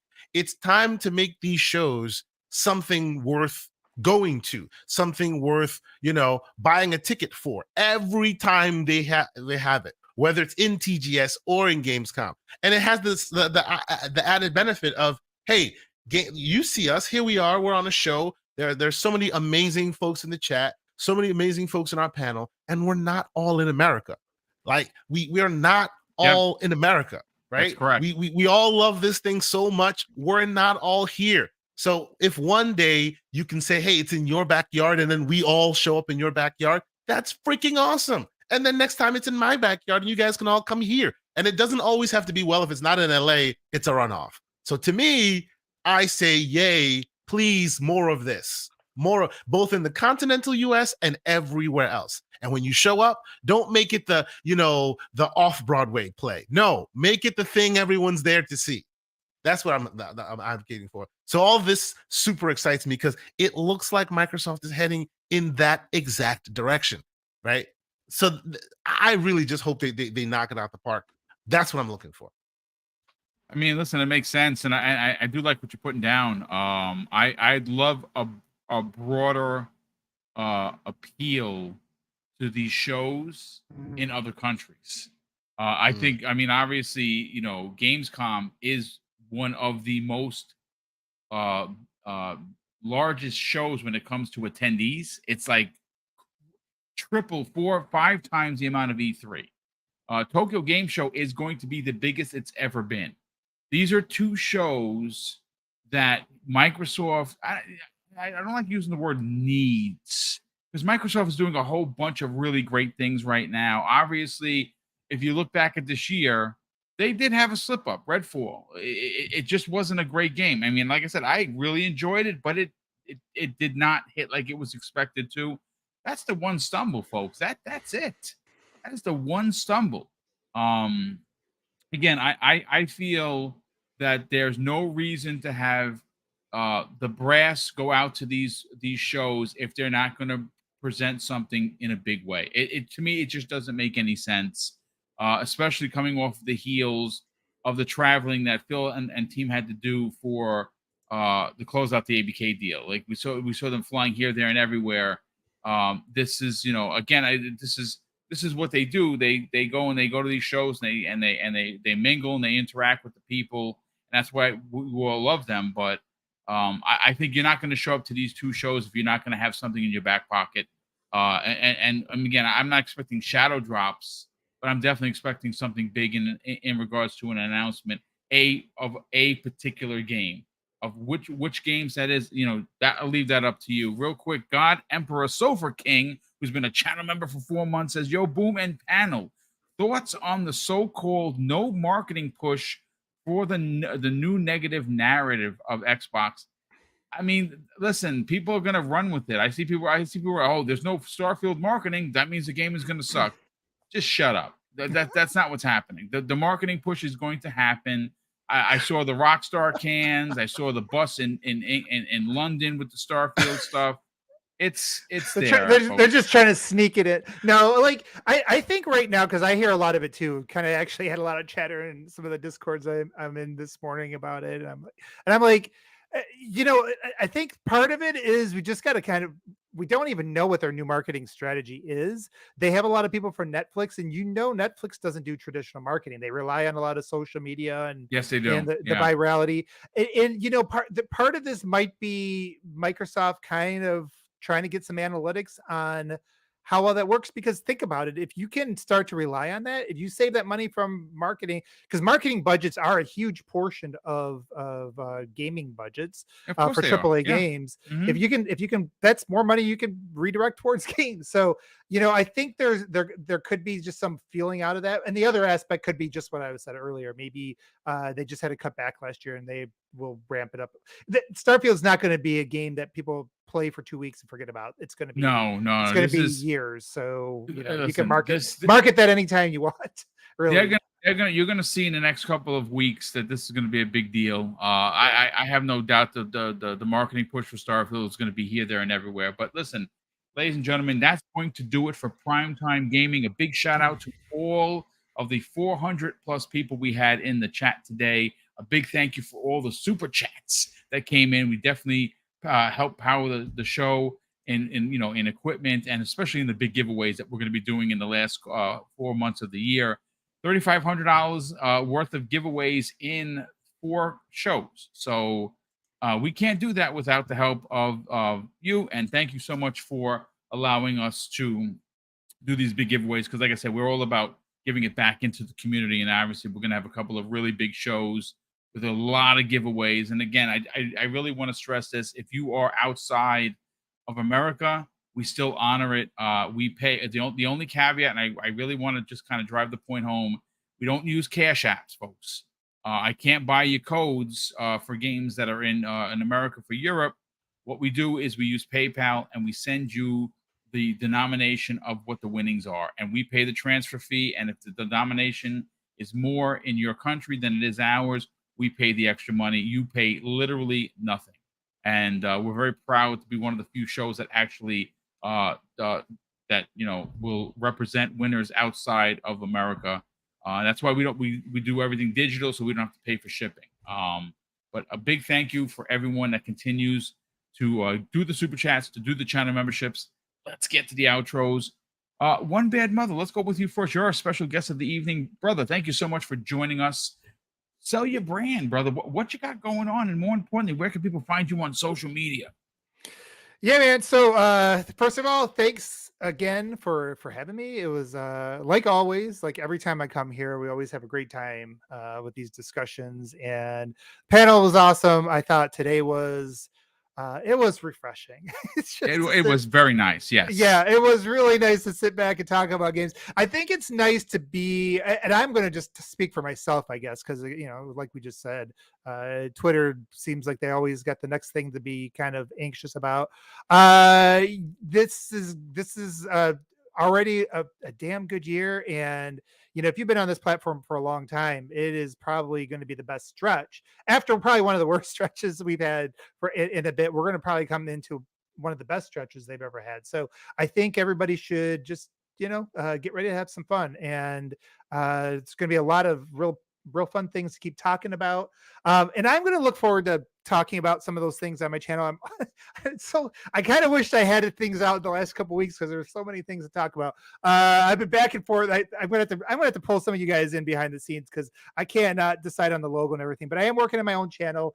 I will have that out before the end of the summer. I want to before the fall. When this fall hits, I definitely want to be talking about the things that are happening in the industry, some of the exciting things that are going to be potential changes, and looking at the future of gaming. But until then, if people want to find me on Twitter. You can find me at mother_1 MUTHA_ONE. And everybody in the chat, appreciate you. Thanks for having me again. It was a lot of good time. No problem, brother. That wasn't proper English. No, that's I would edit that if that was in the video. Kay Asante, brother, you got a big show coming up this Saturday. There's still a lot to talk about. And obviously, we're still only on Wednesday. Big news could break at any given time. Brother, sell the brand of the Gaming Circle podcast, which, by the way, had an epic 5-hour episode 100 this past Saturday. Talk about it, brother. Where can people reach out to you on social media as well? Yeah. So first and foremost, thanks to the special guest who's is known to all and wide, the great OBM. Thank you for being here. Of course, Hargeet and the mag, and of course the host who always seems to bring his A game, Mr. Boomstick. Thank you so much for always being here in the great entertainment. Yeah, the show was great. We had the 100 episodes of the Gaming Circle podcast last Saturday. I still haven't done the show notes for that thing because every time I see it, I just get tired. I'm just like, man, that was a long show. Damn. But it was so much fun. For 5 hours is a lot to do. Right? I'm just looking at it just like, I could wait another day. Anyway. But no, it was a great time. So many community members came out. We had an awesome time and really enjoyed ourselves. Usually that show is your weekly dose of PG-13 slander.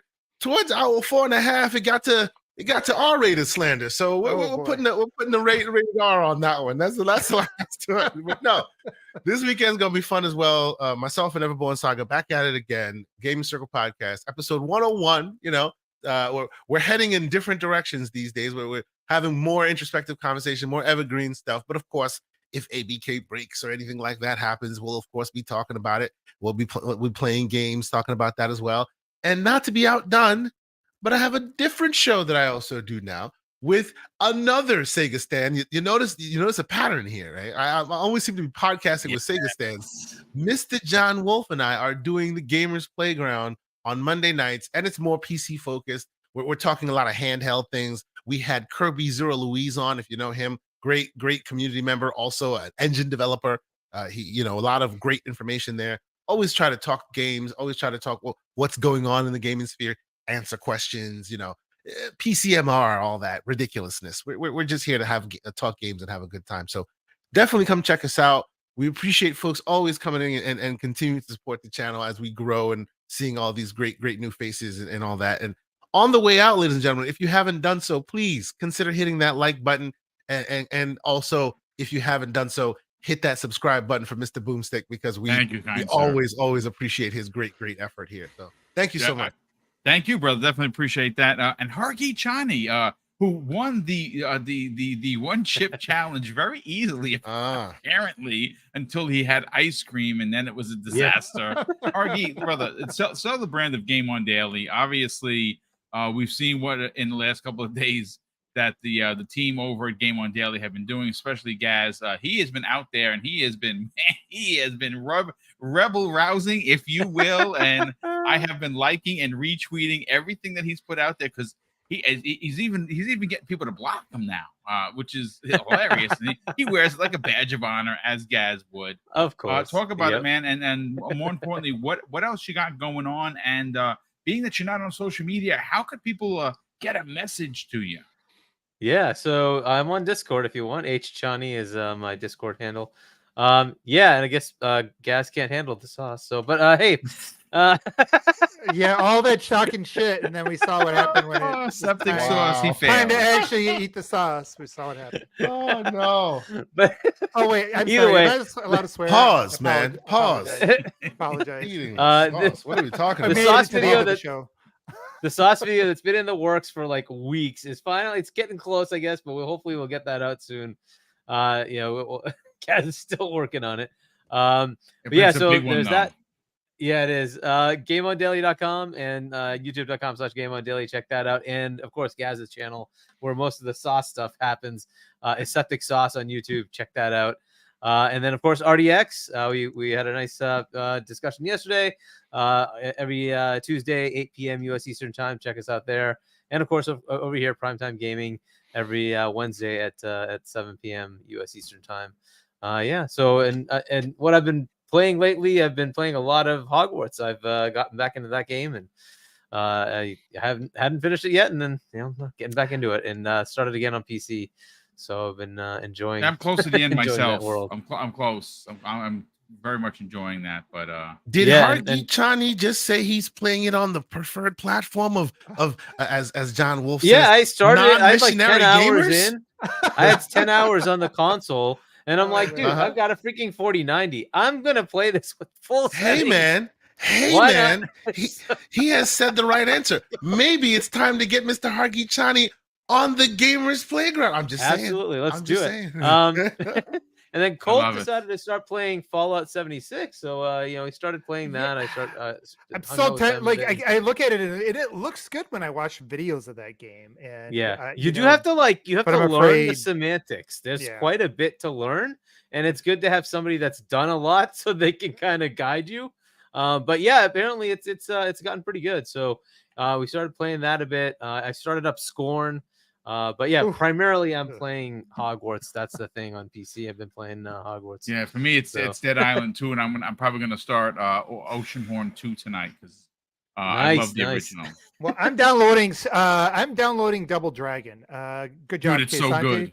You, I beat it you- once already. I'm almost ready to beat it a second time. Well, Streets of Wow. Rage 4 was a game you could beat in an hour. I had like 40 hours in that game, so obviously, like those You're games. gonna enjoy this. There's all kinds of secrets. There's characters you can unlock. Like I didn't beat it with the main characters. I beat it with a Bobo, the big Okay. muscle Mhm. guy. That's the Yeah, one yeah, I beat yeah. it with first. Yeah. So All right. here well, we go. listen, gentlemen, thank you so much for being a part of this. Ladies and gentlemen, thank you so much for continuing to tune in for primetime gaming, and of course all the shows that I do tomorrow.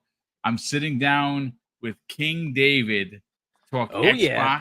Nice. to talk about Phil Spencer, to talk about whether or not Microsoft has Sony on their heels. You're gonna get it live, raw, and uncut from King David. I'm sure he's gonna be wearing his battle hat as he always does. 12 o'clock tomorrow on the new episode of X Vlog Live. Me and King David one-on-one for 70 plus minutes. Hopefully you tune in for that.